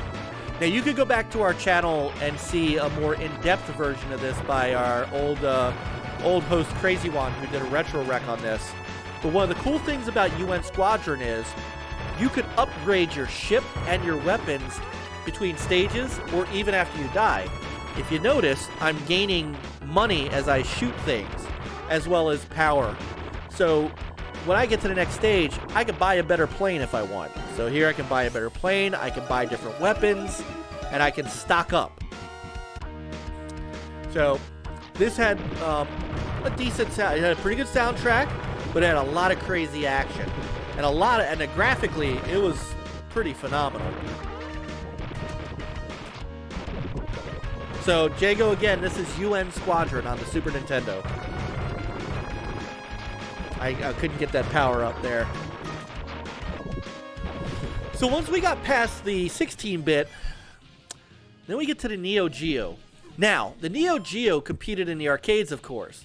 But since you could buy a Neo Geo console where you could literally take the console, the arcade games and bring them home, I picked 2. This one is called Ghost Pilots. One of the most difficult games I have ever played. But a ton of fun. And very much in the vein of 1942 and 1943. But just really, really, really tight controls and really great graphics. I mean, the Neo Geo was a powerhouse of 2D graphics at the time. Yeah. And as you can see, the ability to and also, by the way, not a slouch in the audio department. So I'm going to turn this up a little bit. The second, so on this one, it looks like you can actually scroll the screen left and right as you move. Yes, you can. Is that a first? I'm not sure if we saw that. I'm not sure if that's a first or not. So the second game that I brought up was Viewpoint, and for this reason, let's check this out. 1, 2, 3, 4, hit! This had a kick-ass soundtrack. This also was as close to a game like Zaxxon that I could remember. Right. You were not only were you going up. First off, this was a pseudo 3D game, so as you could see, they really pushed a lot of 3D effect in this, even though it's on a 2D plane. And you could also, in this one, not only could you get these little guys to help you on the side, you can hold down the fire button and you could charge up your weapon. So you could see that, and then you've got your super weapons, of course. This game was also tough, but man, the soundtrack. And that's right, you guys can't hear the soundtrack. I forgot to shoot. You have to hear it back. Here, let me do this while we're talking. Okay, there it is. But the soundtrack of this is just awesome. I didn't put R-Type on this list because I don't have a version of R-Type that I could get footage from. Now, check this out. Soul Feast, which was a Sega CD game that really was but listen to this. Who doesn't want to shoot things to this?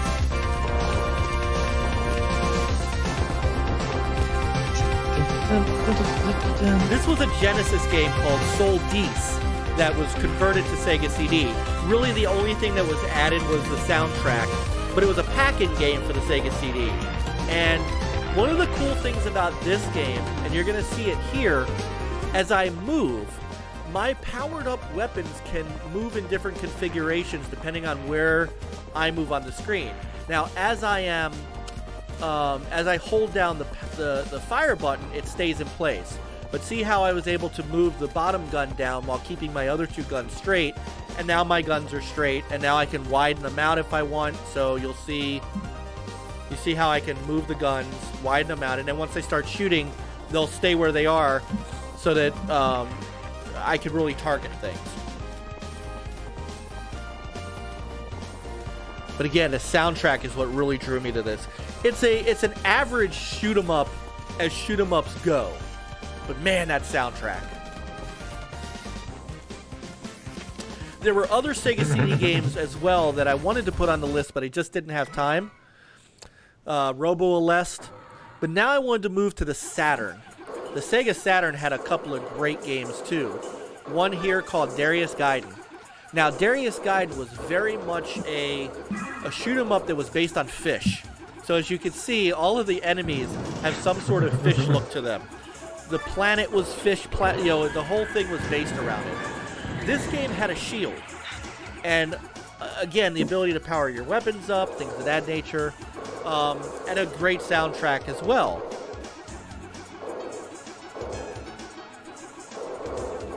Also tough as nails, by the way. This was a bullet sponge game. So here, we're gonna dive under the water.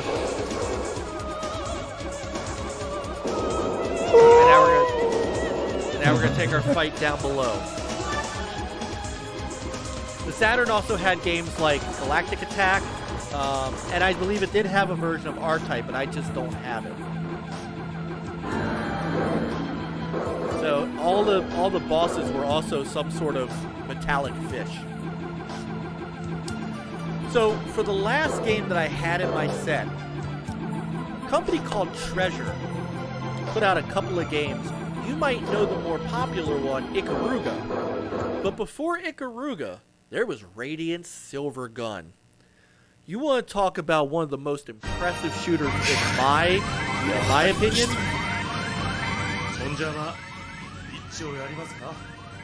This crazy game I can only describe as taking all the other shooters and just amping them up to 11. Your ship had 3 different modes of fire, plus lock-on fire, plus special weapons like this. So, and then on top of that, you see these little red things. You had a like a little sword, like a laser sword looking thing. You collect those little red things, and you'll see it in a moment as I do. So you see that little thing. You collect the little red bullets, and it charges up your special beater. You have a special attack, and you can see here I have another side attack. I've got all kinds of different stuff, and it's all based on buttons. I don't have to switch to them. I just press a button. You're gonna see it here in a minute. I'm gonna collect enough of these little red things that I'm gonna do this crazy little right there, and that special attack was really really powerful. So here's one of the bullet sponge areas where you got to just be really careful. And then you have one of your attacks is a here it is again. One of your attacks again is a homing, so that helps you in this section. And so that is my quick trip through the world of retro shoot 'em ups.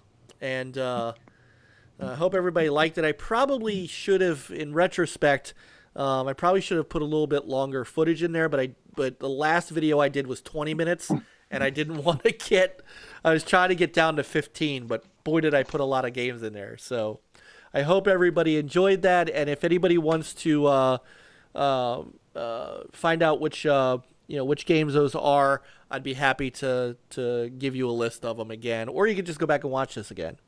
So that's my world of shmups. Awesome. Shmups. So Diego, I saw you nodding your head a lot. How many of these did you play? No, I was just liking the soundtrack. Yes. Some good audio. That soundtrack. No, it did remind me of a few ones, like towards the end, I was thinking of Bangai-O a lot. Did you play that one at all? Yes. That one was on the Dreamcast. Yes. Yeah, it had a really cool gimmick. And I also played a lot of Arrow Flash on the Genesis back in the day. Yes. I think I was able to finish that one. There was one There was one I wanted to add to this, and I figured against it because of time. Hellfire. Do you remember that one? I didn't play Hellfire. No. That one was impossible. If you get a chance, if you find it, grab it. It's an impossible shooter. Okay. What system was that on? That was Genesis. Okay. Hellfire, interesting. Yeah, it was crazy. I have to write that down, or I'll just bring it up on my browser so I could have it. There you go. Have it listed somewhere. Let me see, because I didn't get it, because I didn't turn on the screen sharing until afterwards. I don't know if this is going to play or not in here, but I want to go back to one of these for you. Let's see if it'll play. And I'm going to share the screen out if it does. So the Neo Geo just had, as we talked about with Ghost Pilots, and it had, Ghost Pilots wasn't the only one. It had Alpha Wing, which was also really, really good. I didn't have Alpha Wing. I had Ghost Pilots and Viewpoint. The thing that, like I said, besides the fact that it looked a lot like Zaxxon, the thing that drew me towards Viewpoint, let's see if it'll play.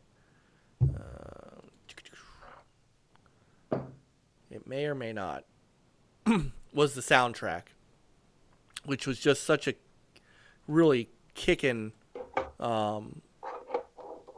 just a great soundtrack. No, it won't. It's not the right type of. No, it says it will take that type of file. All right, hang on a sec.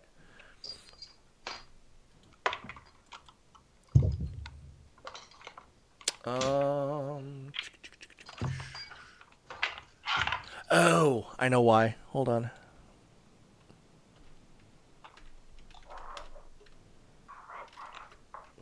So what were your... I saw a bunch of folks in... Dreadpool says, I want to know if Diego is taking notes for his next game.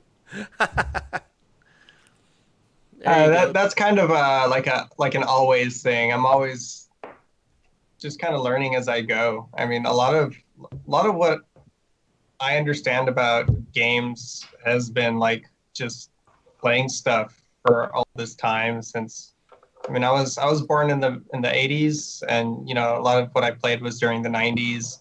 Mm-hmm. And there's just like so many ways to do things and a lot of like great ideas out there. And the way I think about it is like I have a specific thing that I might be trying to do with a project, and I'll think back on all these other games that I've seen and think, okay, like what were some ways to make these things happen, and what might be an approach that would work for me. So it's kind of a yes and approach. Okay, fair. Hey. Yeah. Got a couple of good. So, Plop6759 brought up Commando, and technically, I played Commando. Yeah. So technically, Commando is a walking shmup.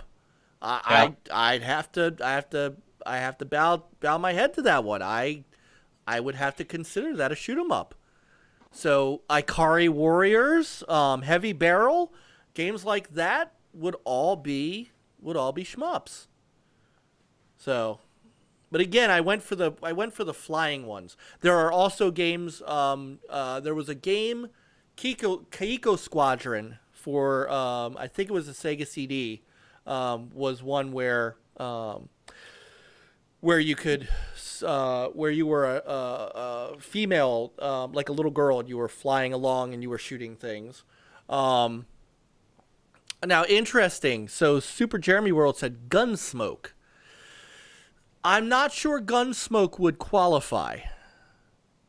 Raiden, of course, Raiden. Raiden would definitely be a shmup. I unfortunately don't have it, but it would definitely be one that would qualify, of course. Smash TV. Technically, Smash TV, sort of. Space Harrier. De Niro brought Space Harrier. I didn't think of Space Harrier. That's a... So he's saying it auto-scrolls. I don't know. That's Gradius. And I do have a Gradius, but I didn't include it because I was including Darius Gaiden. Like I said, there are some other ones that I have that I didn't include. Galactic Attack and Robo Alest and some others like that. You know, this is I've only got so much time, guys. So, all right, we'll come back as I'm trying to get the viewpoint video. We'll come back to oh well, Le Planier. All right, John. Soldier Blade. Soldier Blade could be one. So Le Planier, John, is a rebuttal to Smash TV. Smash TV was one stage at a time, no screen moving. So that's true, but there was so much shooting going on that game. What I would say is I wouldn't have included it in this video, like I would have included Space, because I did say Space Invaders, and another one's Asteroids is a shoot 'em up. Technically would be, but I just didn't include them here because they weren't scrollers. But if I remember right, too, actually, if you cleared a level, you could choose which path you went to. You go up and to the left and the right. So it did continue on. It's not like it stopped and you went to a loading screen or anything. You kept going left, right, up or down until you got to the boss. Oh, here we go. So after you cleared out a room, you kept moving. Yeah. Ooh, Spy Hunter. That's it. Bum. Spy Hunter's a shoot 'em up. Oh. You're shooting cars and Got the oil slick. You got the oil. You're right, but you're definitely scrolling forward. Boy, you got the chat's got some great. Man, this is what I love about our chat room. All right, so here we go. So here is. So I wanted to bring. Let me bring this back up, and then we're gonna move on because I know we got plenty more to do here. We might actually not get to The Last of Us this week. This might be our retro only show. Here, let's. So of course you had the intro. All right, and I'm just gonna do the very first part of the first level. So hang on, let me reshare here so you guys can hear it. This was just kick-ass. One,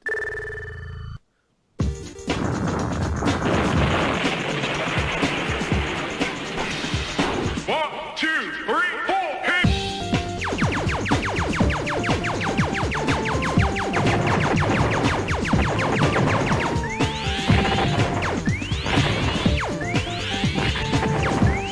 This is what the Neo Geo did, man. That had that nice soundtrack.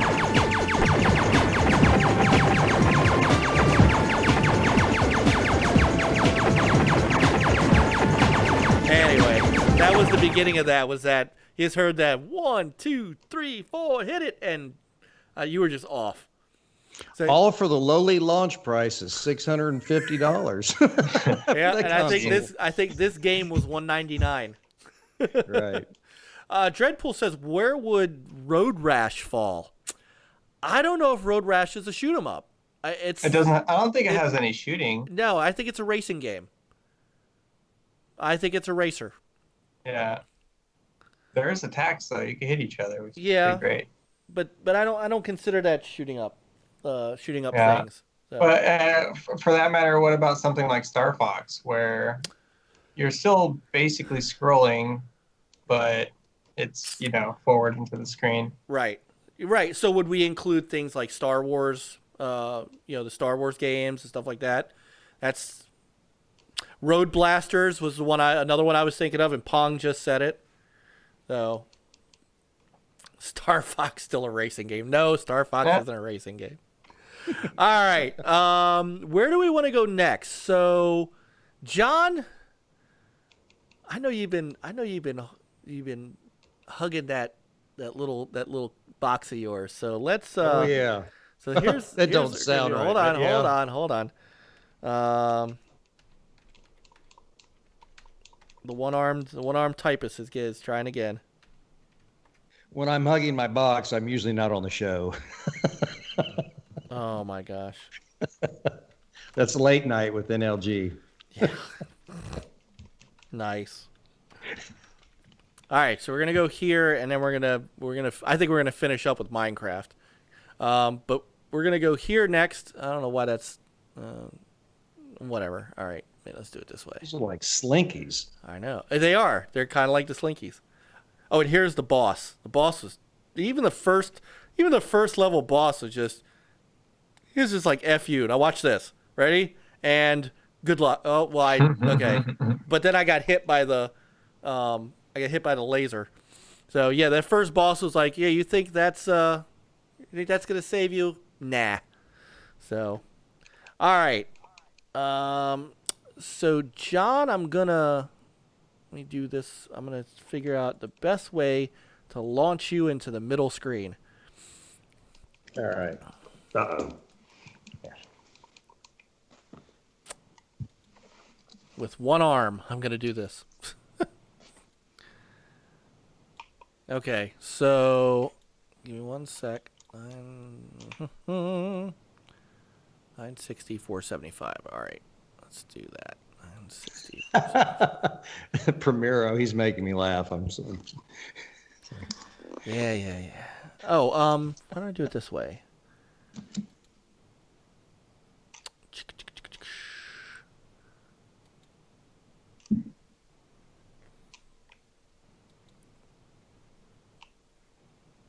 This is going to be kind of funny. I bet it is. Oh, yeah, there you are. All right. All right, let me drag you down a little bit. Man, I feel like Tommy Tallarico. What if I told you I'd have you and your mother playing this? Right. Wouldn't that be something? Right. All right. And make it a little bigger there. All right. Very nice. All right. So we hear pray tell that you and Peter are the proud owners of a new retro console. Mike, they're saying we got. Is it me that has the echo? I moved my microphone out of the way so I could show. Oh, this. hold on. Yep, hang on. Got it. You got it. I got it. Right. It's because I added another source. Oh, okay. Tell us all about it. Well, TurboGraphix 16, ladies and gentlemen. Oh, let's do an unboxing. I've been waiting all week for this. Oh yeah, as Mike calls me, I'm a console hugger, and I love my consoles. It doesn't matter if they're mini, large, whatever. If I can open it up, there we go.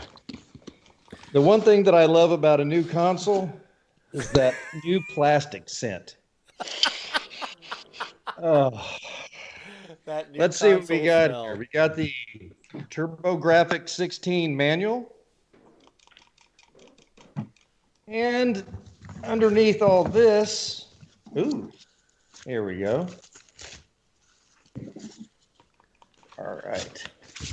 I'll be like that girl in the cat video on Twitter that got banned.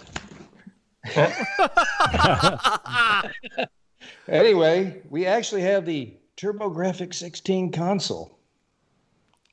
This is the one console I never had. I did not have this. Now, I have to give a shout out to Peter because he sent me a video on this. On the back of this console, there's actually a clip, and you got to reach behind the clip and pull it to pull off the back part of the casing, and that is where you plug in your AC adapter and also your USB cable that you're going to need. So I'll plug that back on. But as you can see right there, it's got an on-off button in the front. It's got 2 USB ports for 2 controllers. It comes with 1 controller, by the way. So there's your TurboGraphix 16 console. And here we also have sets of cables. Comes with your HDMI cable. And we also have your USB to your power adapter cable. And what I got an extra Samsung. It's a 5-volt, like 1/4 amp or so transformer, basically, that you can plug into to power up your console.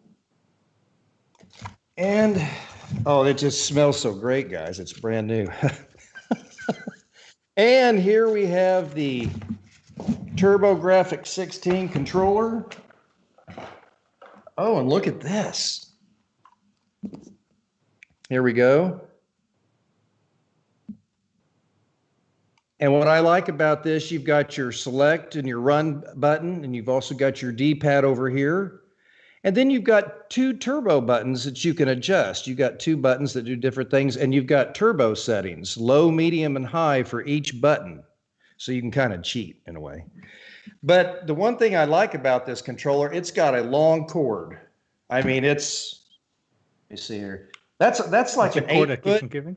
It's like, it's the cord. It's like 8 to 10-foot cord that comes with it, which is nice because as many of you guys know, when you buy these mini consoles, usually you get these little tiny controllers and you can't, you plug them in and you got to sit 3 foot away from your television. That's no good. So they at least gave you a very lengthy cord to play. Yeah. And so that's awesome. So is that a USB controller? I mean, can you? Yes. Okay, so you can't necessarily use a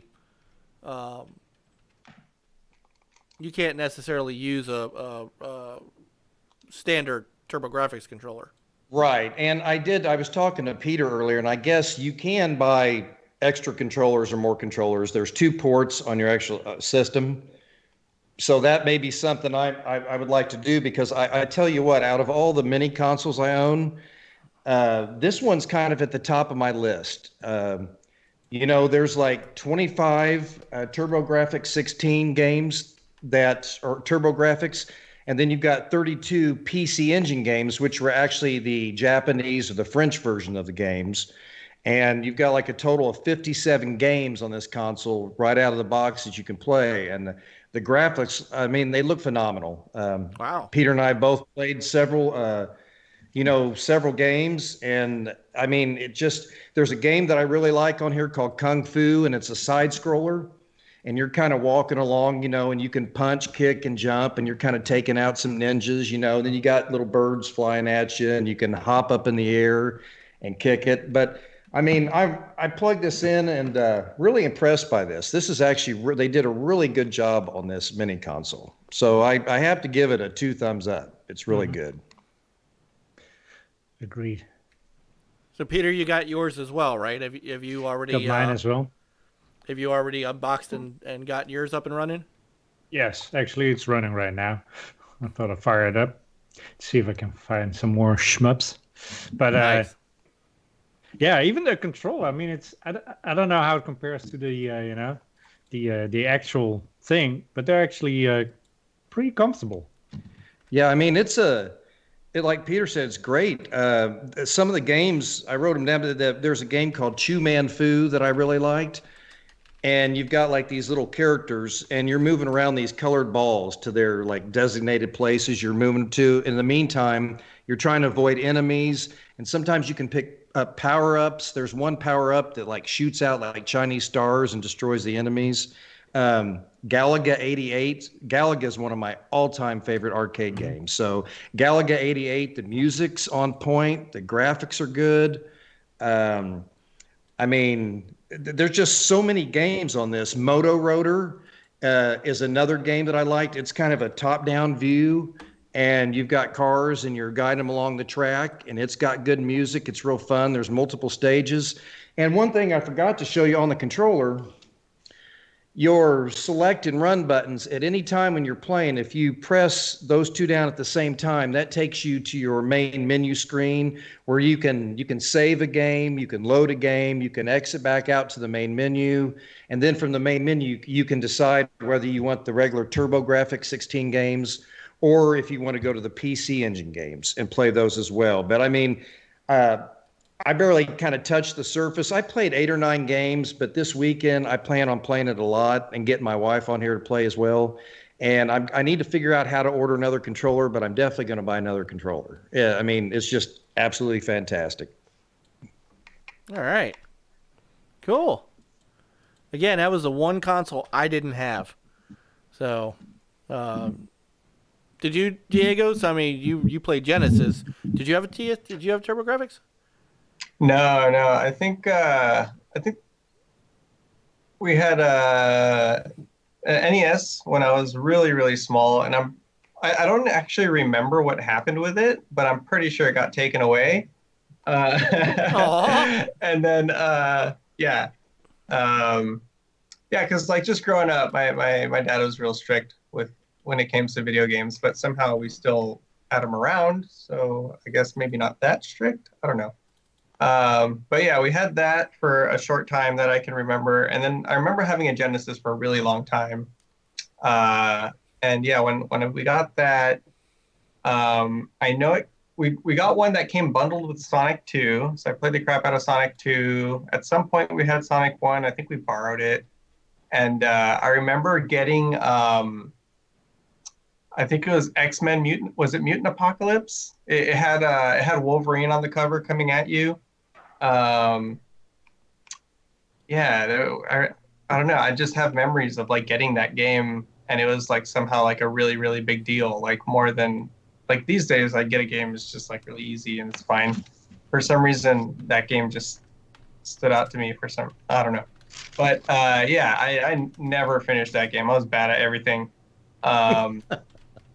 Yeah, and then a bunch of rentals after that. I distinctly remember RoboCop versus Terminator. That was kind of fun. Oh, yeah. Altered Beast. That got passed around all over the time. Yeah, that was good times. And Golden Axe. Those were all and Arrow Flash, of course. Oh, Yeah. So then, yeah, I had that for a while. I had a PlayStation 1. We had some Dreamcast time. And shoot, where did that put me? That puts me in, I think, a little bit before college. And then, yeah, I think through college, I was mostly just on my PC. Just, yeah, either studying or playing MMOs. I played Final Fantasy 11 for a long time. Yeah, where did I go after that? I had a PS2. I had that's where I first played Persona 3. That was my first experience with Persona games. Those are amazing. Yeah. Yeah, what else did I have? Oh, Shadow of Colossus. I still love that game. Yeah, I actually got to work on the remake a little bit. So if you open the map. Did you? I drew that map. Yeah. You drew the map to Shadow of Colossus? Yep. That's me. Those are my lines. Dude, you should have led with that. That's awesome. You didn't say that last time you were on. I can't remember. I can't remember. That's awesome. Yeah, no, I really Blue Point, like they're really great. I like that team a lot. Yeah, it's a bummer that they didn't have a whole lot of work for concept artists in those days. Otherwise, I might have hung out a little bit longer. But they're awesome. They're a great group. Nice. Yeah. That's really cool. So you do have a really, do you have a really good gaming history there, Diego? A little bit. I don't know if I'd call it like. I feel like I meet like a lot of people like you guys who like I feel like you very carefully like catalog everything and you're a lot more thorough. Okay, I'm also I have, like this mishmash of stuff that I played over time, and I don't know if it's. We're also about 10 years older than you, so our console starts were Atari 2600 and television and stuff like that kind of stuff, and so it's perfectly okay. 2 cups and a string. Yeah. Right, exactly. Exactly. Cup. So, all right. I want to. So it's Peter's turn. It is? Yes. So you need to concentrate. Peter gets a segment. Yay! Ooh. Makes me happy.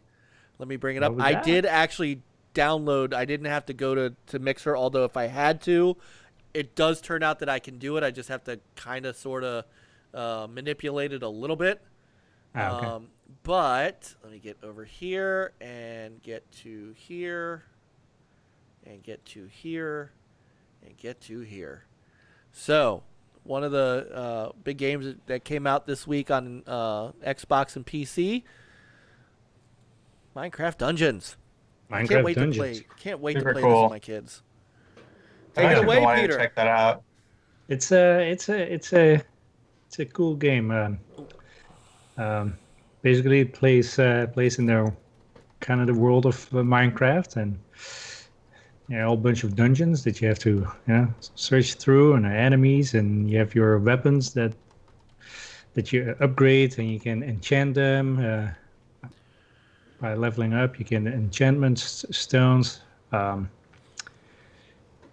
are like when you kill stuff, you find chests, and they contain like emeralds. With those emeralds, you can go to the vendor and buy some new armor or new weapons, or buy. I mean, it's a random thing. Like, hey, for 800 or 240 emeralds, you can get a new suit or a new weapon. Then you also have, each suits, they have different characteristics. Like, for instance, there's like a wolf suit, and one of the properties it has is like when you heal yourself, it heals anyone that's like around you, and so you can use that strategically to stay alive. So how built into the Minecraft universe is this? Well, it's more the art style itself. You cannot tear the world down like what you can do in Minecraft, where you can, dig a hole deep in the earth and you fall in there and you never get back out. But So it's basically more the art style and yeah. So sort of like in the vein of the Minecraft story mode, just as a Diablo kind of game. It's kind of like a Diablo kind of game. It's very it's more accessible, so everyone can play. The levels are getting pretty hard later on. I don't know how far footage you have, but so there was a couple of levels where we had to do a couple of trials, and they're also like dungeons hidden.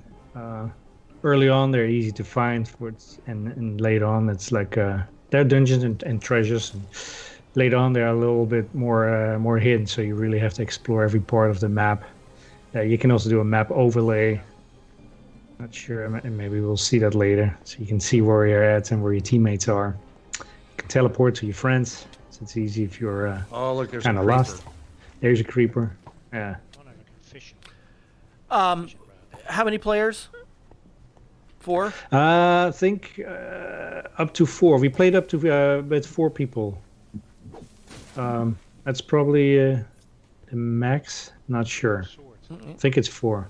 So it's you and Crazy Juan and Nate And Fastback. and Chris. Yeah. So. Yeah. Dinero wants to know our other Diego. He wants to know if you can explore all the areas off the bat, or do you have to unlock? You can explore every area, except you might not be equipped to. Each different level has a difficulty. So if you start out and go to level 3, then it might be a little harder. Then your weapons and your armor might not be high level enough to be able to survive. Oh, right here I turned the map overlay on, so you can see where I'm walking with a little white dot, and then you see the other triangles. Those are the teammates. Gotcha. Not a map that you drew, right, Diego? What's that? This is not a map you drew. No, it's not. I only drew one map in all of video games. So most maps that you see will not be one of mine.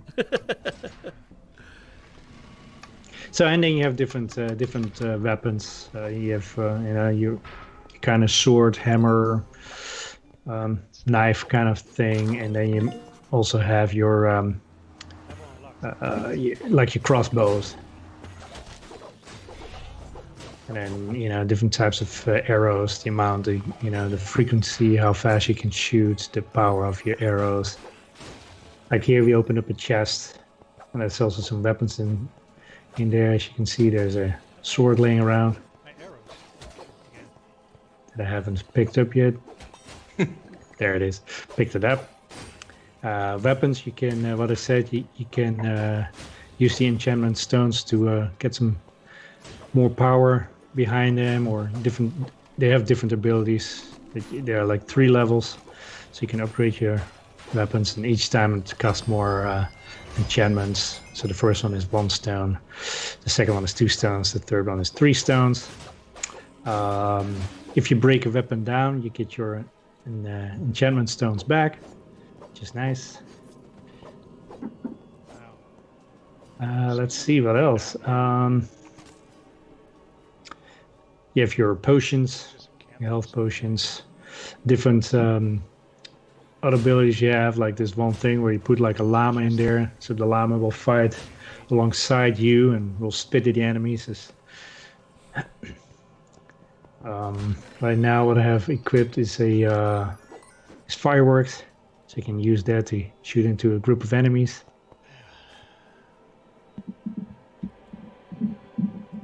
There we go. It's kind of like a Minecraft. Minecraft. It's kind of like Minecraft meets Diablo, kind of. Exactly. Just not as intense, but the isometric view and the treasures and the combat. Exactly. What platforms is it on? I think every platform, pretty much. Yeah. Yes. Okay. If you have Game Pass, it's in Game Pass. Right, and it's on. So it's on Xbox. It's on PlayStation. I believe it's also on the Switch. Does it do PC. local multiplayer or just online? It has local co-op. Okay. And as well as online co-op. There's no matchmaking, so you have to know beforehand who to.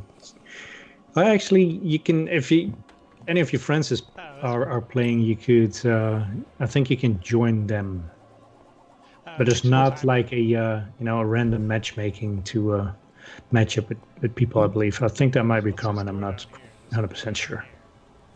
Oh, so right here, there's like a cave that we found. Where I'm already in it. Yeah, this one is easy. You see some pretty obvious doors. Yeah, and then you have your the ground covering. You can have lava and flames, and there's snow, and the lava and the fire will hurt you. There's somebody running around with TNT that you can throw. And if you're in the blast radius, you'll blow yourself to bits, or your teammates. You can resurrect your teammates.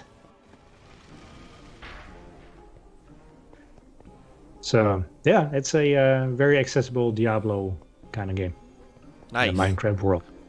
This weekend, this weekend I am gonna play it with my 10-year-old who loves Minecraft, and I've been looking forward to playing this with him. And I don't get to game with my kids as much, but this is one of those games where I just can't wait. Right.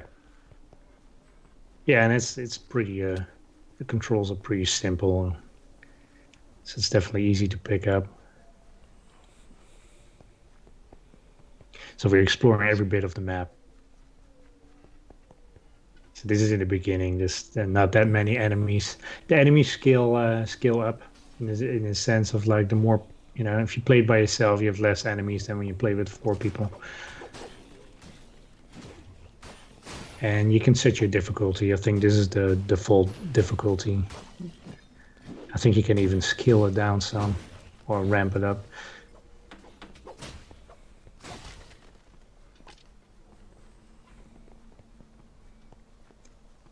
So yeah, we were enjoying it quite a bit. Definitely, we're gonna play some more. Yeah. Nice. I can't wait. I can't wait to get into this. All right. Well, thank you, Peter. I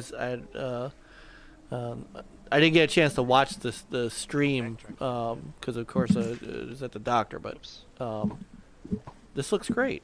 What's that? Oh, this is a fishing rod. So I mean, there are no fish around, but if there's an enemy, you can kind of reel them towards you, or you can reel them like in front of a mine cart, and so they get run over, for instance, or you can use it to your advantages. So is there any way you can fast forward a little bit? Because in the beginning it's kind of I wish I dry. could. I know. I wish I could. It started easy. You know what? Let me hold on. Let me try this.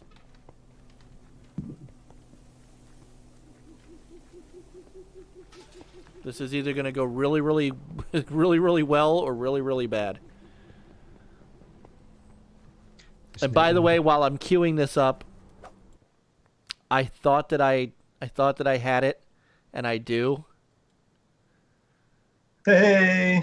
There it is. Nice. There it is. There's all the Guardians. Yep. Very nice. I just drew the map, not the little icons that go on there. But yeah. Nice. Yeah, I did like 95% of what you see there. Beautiful. God, That is beautiful. There were some amazing boss fights in that game. It's awesome. I mean, the game was amazing boss fights. Yeah. Very beautiful. I love that game. Well, yeah, one of the fun things that they did just thematically was that whole bit about like when you kill a monster, it's sad, and you're like, well, is this worth it? I mean, it's what the game tells me to do, but I feel so bad about it. Right. But I want to do it more. Good times. Like the Iron Giant. All right, here we go, Peter. This is either going to work or it's not. Drum roll. Frame rate's holding steady. There We'll see. You guys will have to let us know in the chat how this looks.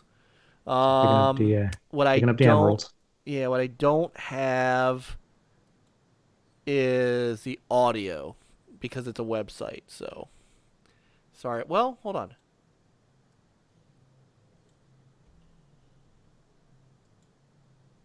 Maybe a little bit audio. All right. I hear something. Well, I think you're hearing it through my I think you're hearing it through my microphone. Got it. So, all right, I'm gonna mute it though. All right, so how far did you want me to go? Oh, just I don't know. Go all the way. I don't know. It's like as you can see, we explored quite a bit of the map. We're just trying finish to the game. Go all the way. Yeah, you can see I have quite a bit of loot gathered. Multiple crossbows. If you ain't first, you're last. Go all the way. Good night, Infinite. So, Open Every Box says he beat it. It was a short game. So, Infinite says it was really nice meeting you, Diego. Oh, yeah. Good meeting all you guys, too. Yeah, thanks for coming by. See, this is what happens when when you stick around. And also when you play it on harder difficulties, you get better loot. Oh, nice. So you're salvaging. Yeah.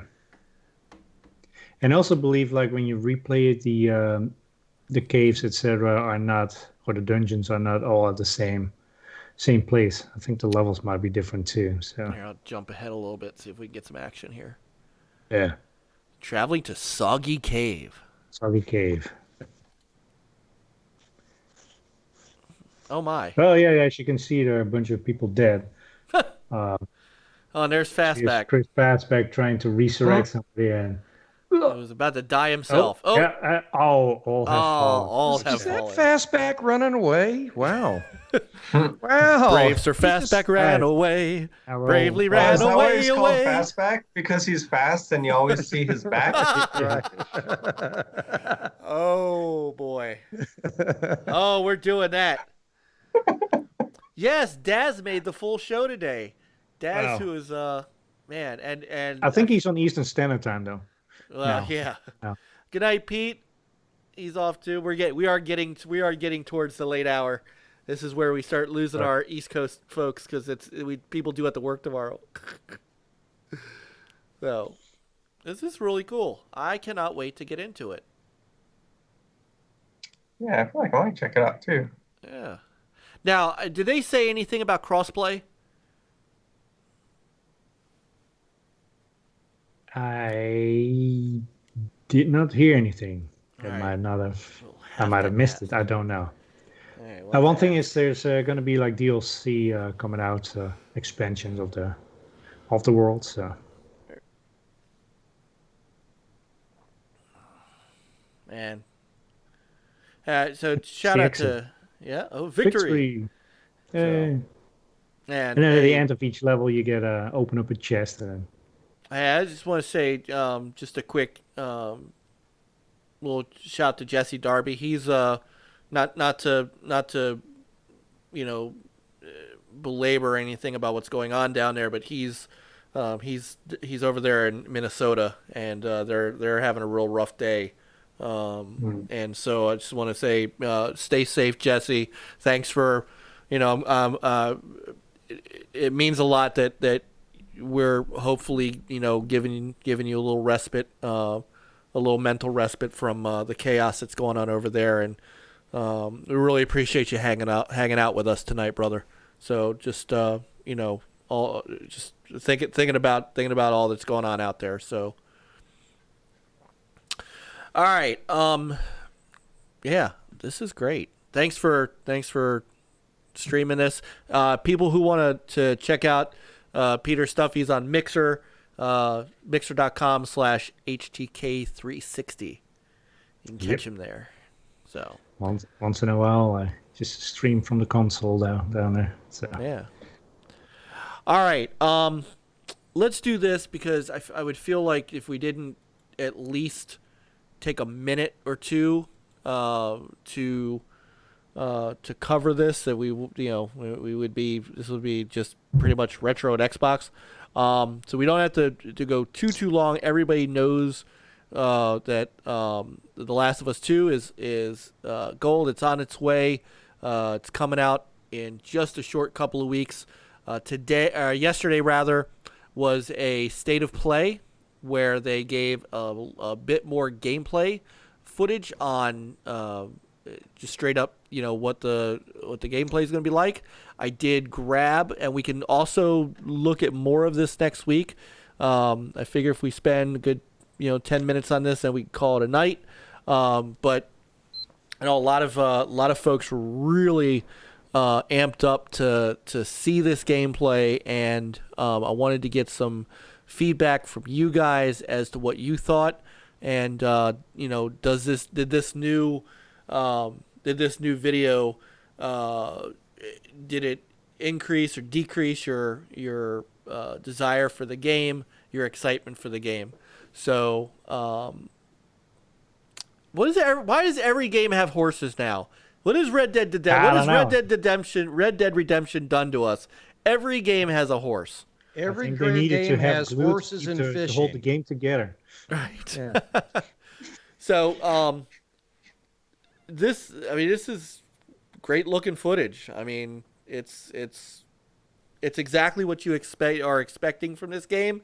It looks really a lot like the remaster of The Last of Us, which was a great looking remastered game. Obviously there's a lot more to this as far as using the power of the hardware natively. This is a PS4, PS Pro game, so nothing yet on PS5. Daz, they're not horsing around. Good grief. So give me your thoughts on how you guys think this looks, and are you ready for this game? I think animations and the whole, the gameplay mechanics look really cool. I'm a little disappointed with the quality. I mean, I said it last time again after, or maybe it was just on Twitter or a conversation you and I had, Mike. But it's possibly because we're spoiled a little bit with the because it looks a little washed out, in my opinion. It's not as crisp as I would expect. So I'm looking for a remaster for the PS5. Do you think that part of that is the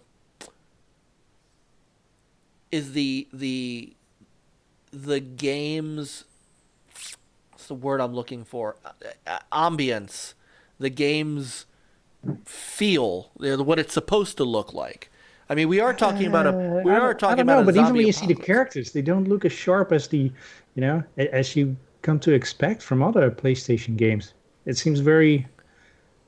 All right, Lapanier has to go because he doesn't want to hear too much about the game. And the only reason, we're covering it because they did a state of play. We are not. I promise you, and we were adamant about this. We are not. We have not. Will not. And do not condone any of the leaks that were out there. We had a big discussion about. The only thing we can tell, the game has a start and an ending. Exactly. So you will not find any of that nonsense here, I promise. So, and I will say some of the footage that we're seeing in here, to be honest, we've seen in previous gameplay videos. So there isn't a ton that's new. There's a little bit that they show that's new, as far as the some of the scenery goes. But we saw some of this gameplay before. Do you think they could, like, not using as high res textures and other stuff just to make the PS5 look even better? I don't know. Think about it. That's my conspiracy I don't know. theory. To me, it just looks like they're just not going as crazy on some of the contrast in the details. Like it looks like the detail's still there. It's just maybe dialed back just a little bit, just to make it a little bit cleaner of a read. Yeah, because I mean the lighting looks great, the animations look great. Like you're getting a lot of good reads. It looks good. Like I'm looking at the fabric, I'm looking at the lighting. The depth of field is super nice. Yeah, I don't know. Like I'm looking at all this and I think it looks great. So, I like that. But yeah, I mean, it's it's all the objects and the the game assets and all the stuff looks really it looks good. I just wish it was more crisper. And when I look at it, it's like I need glasses. All my glasses are dirty, which are not because I use contacts and glasses and the whole 9 yards. So it didn't make it any better. Okay. So it looks looks a little hopefully maybe on PS5 it will look better. Maybe then it can pump in the ray tracing. No, not even that. Now, Pong, there are no spoilers. And look, to be honest with you, none of us. Well, that's not true. I know what they are, but we don't do that. That is just not.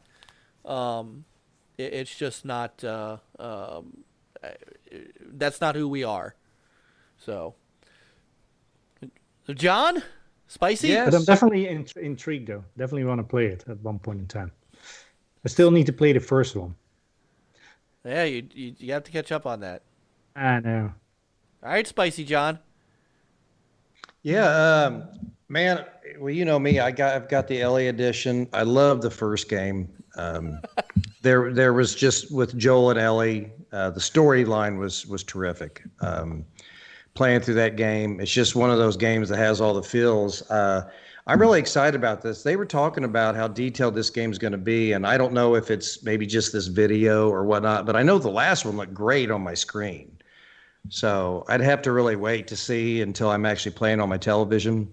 But they were talking about how their eyes, when they're talking, are getting red and their veins are popping out and they're showing emotion and different things. So they were commenting about the textures and all the intricate things, on the video. So I don't know, but I'm looking forward to the story. I know that Troy Baker, who I absolutely love and adore, he's made some comments about, that people think they know the whole answers, but they really don't. So I still, even if people, I haven't watched any of the spoilers. I don't want to. I haven't heard about anything. I've stayed away as much as possible, but I think some of the people that think they may know what happens in the game may be surprised. They may not have all the answers. Some of the things they may have seen can be taken, out of context. So I'm all in on this one, man. The storyline was great. My wife loved it. We both played it. You couldn't help but feel for Joe and Joel in the beginning of the first one, what happened to him and his daughter and how him and Ellie met. So from then on, the father-daughter kind of relationship those two had, because I'm a really big story-driven single-player guy. So this is right up my alley. That's what I want this game for, is the story. And these are the kind of games that I like, the big AAA epic games that tell a story where you can kind of step inside a character and feel what they're feeling and experience what they're experiencing. That's kind of what I'm looking for. Okay. Awesome. Yeah, the animations look so good though. Yeah, they do. This game. Well, all right, so this is Naughty Dog. Let's I know, but still, it's Naughty Dog and that. It's oh yeah. Just looks really good. Mike, I'll have to do my Iron Man, I guess, next week. Yeah, I'm sorry. You got it's so getting far. This is So I didn't finish. Coop said Daredevil Dave Dahl isn't in it. That's a spoiler. The honest truth is I didn't finish the first game. I was excited to play it, knowing that this was coming. I'm that one in the group. Where Uncharted was like a hook for me. I couldn't get myself into this one, and I couldn't get into that. The story was very interesting. It wasn't for a lack of that. It was, I don't know. For whatever reason, I just couldn't. It was almost like I was forcing myself to play the first one, and I just kind of gave up on it. So I'm gonna hold until I see what you guys are your true reactions to this are. Now I like this element here where she's and close your ears, Le Planier. Where she's ducking down and hiding in the grass. I think that's a nice mechanic. Well, and also when their enemies are far away and you're hiding in the grass, they won't see you. But when they get closer, they will spot you. Yeah, the grass. It's not like Assassin's Creed where you run into some bushes and you go. Yeah. Right. Exactly. They walk right up to you and they can't find you. Yeah. Yeah. I mean, I do like the fighting mechanic. Looks good. I like I do like the ducking and weaving and stuff. Like you could actually. I like that. There's good things, and maybe, I know enough about the story of the first game, to maybe pick up and play this without having to have finished the first one. Maybe they recap it a little bit. I don't know. Mike, there are some scenes in the first one. I won't tell you what they are or anything, but man, if you ever get a chance to go back to it, there are some moments in that storyline that just grip you, man. Things start happening, and you're like, "What the heck?" And then you're just, it's the game's pretty lengthy for a single player game, like in the first one. So there's a lot of traversal. There's a lot of fighting. Fighting the different enemies, the clickers and whatnot. But later on, man, the story just ramps up, and I can't even say nothing since you hadn't played because I don't want to run it. And don't get me wrong, I experienced the moment at the beginning. There's a few of those moments that definitely caught me. And I love moments like that. One of my favorite moments of an underrated game, in my opinion, was the end of the Order 1886. Right. The end of the Order 1886, where you had to make a choice that you didn't want to make. I love those moments, and there's you know how The Last of Us started off. It's no secret, in the beginning, Joel's real daughter dies. Right. A spoiler. I mean, if you haven't played the game since 20 years. Peter hadn't played the game though. No, dang it. Oh man. Shoot. Well, fine. I already knew, Joe.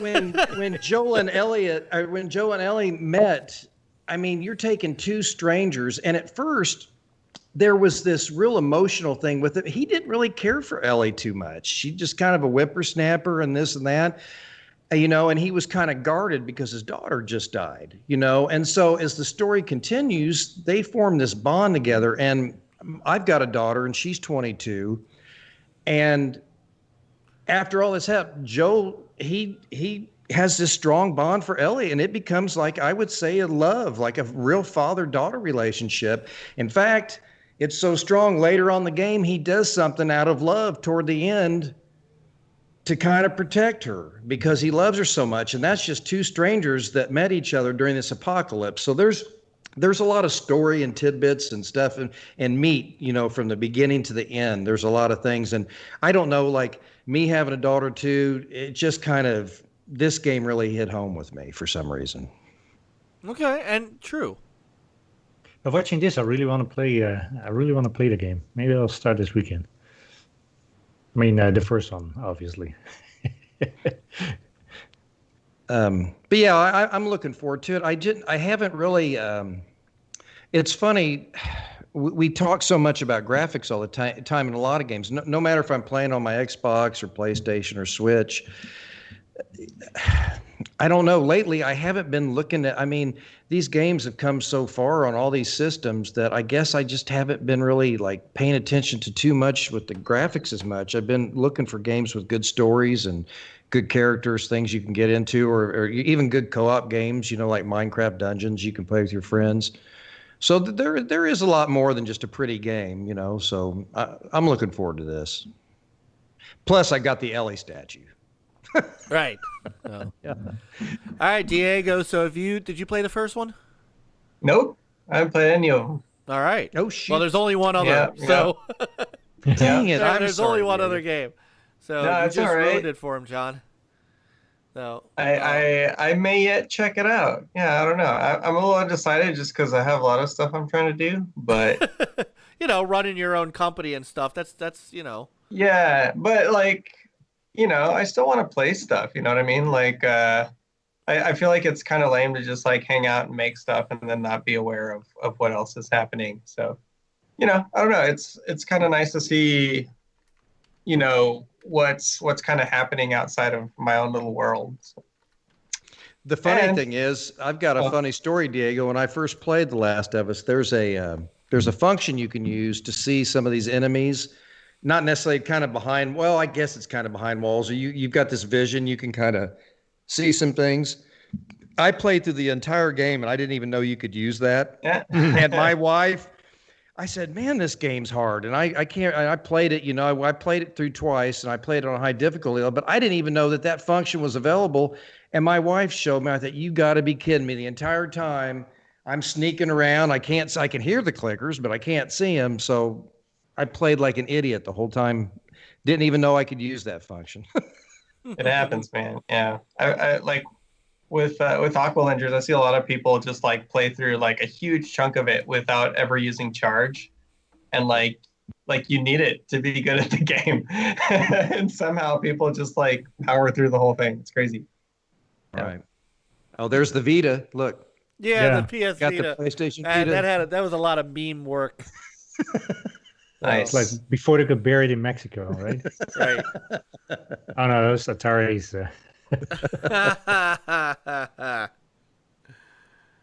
All right, so good. I wanted to cover it. I put it. Look, it's still on too. I wonder what game she was playing. Yeah, it looks awesome. Yeah. She was playing the remaster of The Last of Us 1.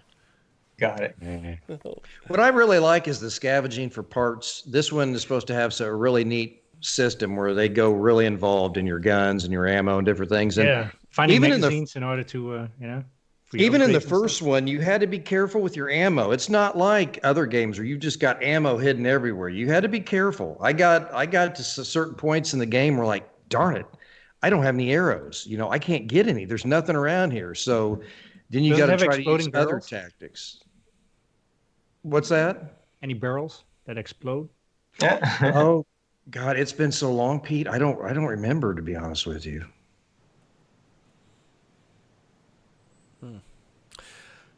I always wanted to know in these games, in games like this and movies like I Am Legend and things like that, where's all the food? How are they growing all this? At some point, don't the humans run out of food with all of these? They reach in their shirt pocket and pull out a package of cheese and eat it real quick. Yeah, they just eat med Reese's packs. peanut butter cups. Yeah. They just eat first aid kits the whole time. Yeah. They don't go bad. Look at the silencers she's using. But there's some moments that get you. But it's kind of this post-apocalyptic world you're kind of in. So there's some depressing things going on, man. There's two factions in this game that are at each other. And, you've got this disease spreading and, Ellie's trying to survive. We don't know what's going on with Joel. So there's all these side stories. But that in a game like this, you never usually you don't have a totally happy ending, even like in a movie, like a lot of zombie movies and stuff. They usually don't end too well most of the time. There's always somebody gets the axe or something. Yep. Somebody gets the axe. All right. Yeah. All right, we have crossed the midnight hour here in Eastern Standard Time. So we have gone, and we started on time too, on top of that. So that brings us to 9:30, 10:30, 11:30, 12, 2.5 hours. I think we've done good today, gentlemen. So Diego, I just wanted to say it was a pleasure while we're still my alive God. meeting you. Your Yeah, story it's good is hanging out. fascinating. I liked hearing about your game and your studio, and I'll support you in the future. And if you do get other ideas, I'll definitely be looking forward to seeing what you come up with. I appreciate that. Thanks so much. It's good meeting you too. You're welcome. yeah, this was a lot of fun. I'm glad that you were able to come in and hang out with us again. Remind us where the game is now and where. So you gave us a couple of launch dates. I want to make sure people know. Oh, right. So you can find it on Steam right now. I think the Steam version, I'd have to double check the actual list, but it's available in most countries in English. So if you have Steam, you can play it. And then it is currently launched on the Switch or on Nintendo Switch in the US. You can get it now. It's $15 on Switch and $13 on Steam. And then next week, June 4th, is when Aqua Lungers launches worldwide. So that's, or at least mostly worldwide. It's Europe and Australia and Mexico. So you could look forward to that if you're in any of those countries. Awesome. Yeah, Nice. Pretty excited. Such. By the way, I meant to mention there is one more update that I added that I didn't mention to you guys. I don't know if you saw it briefly in any of these, but there is a little bit of story text now. So like when you're on the map, when you first start it up, like some text boxes open up and tell you a little bit about what's going on and how to play the game. So I added some fun little flavor text in there. I hope you guys enjoy reading it. Okay. Awesome. Yeah. That's it. Yeah. All right. Well, I want to thank you again for coming on. It was great, and I'm glad that we got a chance to talk about the game. We really enjoyed talking about it last time. And hopefully it will be really successful on the Switch, and hopefully successful enough that Amico port might just come yet. You can. We can always, we can always just wait and see what happens. You could do that while you're thinking of your next game. We'll hope so. And thanks for hanging out and just talking some games with us, man. It's a good time. I forgot Frankie wasn't here tonight. I mean, just don't tell him I said Wow. that. So, and I want to thank, what a phenomenal chat room tonight. And I want to welcome some of our new folks who I've seen tonight that we haven't seen before. Like I said, Le Panier was one that I did not. With Amico, you will have a place for yourself for 10 days when releasing a game. That's true.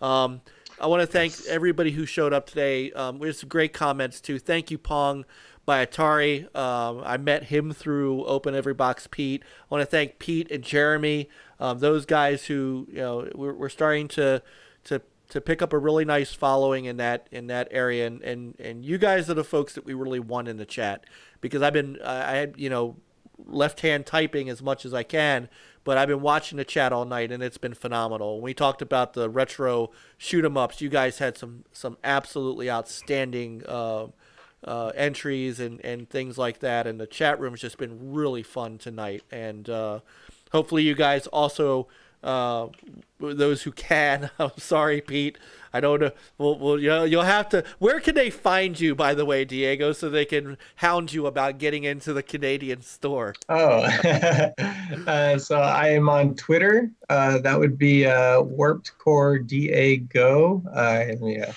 get you some good spelling for that. That's Warped WARPED Core CORE, and then capital DA_Go. On Instagram, it's just Warped Core Studio. And then there's my website, www.warpedcorestudio.com. You could find a little bit about some of the stuff I'm doing as I go there. I try to blog there every so often. And of course, there's an Aqua Lungers page on there as well. Of course, Aqua Lungers on Steam. You can check out the Steam page. It's got some great information there. And also on the Switch eShop. Awesome. Excellent. Yeah. I hope I didn't forget anything. I don't think so. So, yeah. Anyway, so Peter, John, another one down. We are one away from 200. Can you believe it? I know. 200 episodes Crazy. of the NLG show. We've been on since 2014, and it's been such a great time. We are going to have Jay Williams on with us next week. Jay is responsible, Diego, for almost everything you see on the screen. Awesome. With the exception, yeah, that's great. So Didero Primero, however, is responsible for that beautiful lapel that's dead center in the middle of the screen. And he's also responsible for some of the graphics that we use in our promotion and in our video. And then Jay has done kind of the background. He did the original, the logo that's at the top, and all of our graphics. He's really been, these two guys are just amazing artists as well. It's only fitting that we have Jay on next week to celebrate 200.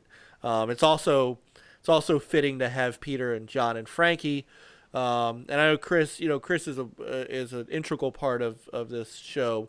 Peter's been on for almost 5 years, and John and Frankie were on very early on as co-hosts when I was just trying to get this thing kind of moving in the right direction. So. The crew that I have is just an amazing group of guys and gamers, and I love these guys with all my heart, and I just can't believe we're there. I can't believe we're there. Diego, usually when Frankie's on, you can hear in the background. Okay. He's usually sleeping. So. Yeah. Is he an early bird? No, he's just yeah. He wakes up when he wakes up when we get to indie games that nobody's ever heard of. So that's all right. He'll be I've so got mad at friends- me, Diego. I've got friends that snore during movies, and I look over and their eyes are open, so I'm always confused. Yeah. So Yeah, and so and don't forget we have the we just launched the Gamers United Guild. It's us, it's Retro Renegades, 4 Guys with Quarters, and TXR. Make sure that you guys check out those channels. They're not only below in the description, but if you go to our main channel, you'll see them over to the right. Make sure you hit that subscribe button if you haven't, and hit that like button, because YouTube actually does check that stuff out. So the more you guys like and subscribe, the faster we'll get out to more people. And those of you who came in for the first time, and hopefully we'll see you again very soon. And hopefully you've enjoyed the chat. We've got some unbelievably great gamers in the chat. I can never talk enough about those about our friends in the chat room. I always say they're not our fans. They're our friends, and they're our gaming brethren, brothers and sisters. I know Starbuck wasn't in tonight, but she's hung out with us, and just another great person too. And I'm just blessed to have everybody around, and even on a night like this when I'm sitting here, take this broken wing. Everybody's lifted me up, and this is why I do this. So. Everybody have a great night, and we'll see you guys for episode number 200 next week. I'm looking forward to it. So yes, I'm a big old sappy sap, but that's just me. So, but good night, everybody. And Diego, once again, hey, and look, anytime, man, anytime you want to come on and just shoot game stuff with us, you go, hey, Mike, I feel like talking some games. You want to? I'm just happy to see people. No, you're anytime, man. Because we also, we do have a guest area. If I had, although Tommy's name is in it right now, but if I had a full boat, you'd have been right up above the Gamers United screen. But since we had some absences, I was bringing you down as one of us. So, oops. All right. There we go. So we're out of here, folks. Everybody have a great week. Have a great weekend. Make it a gaming weekend. And we'll see you next week, guys. Play on, gamers. Have a great weekend. Stay spicy.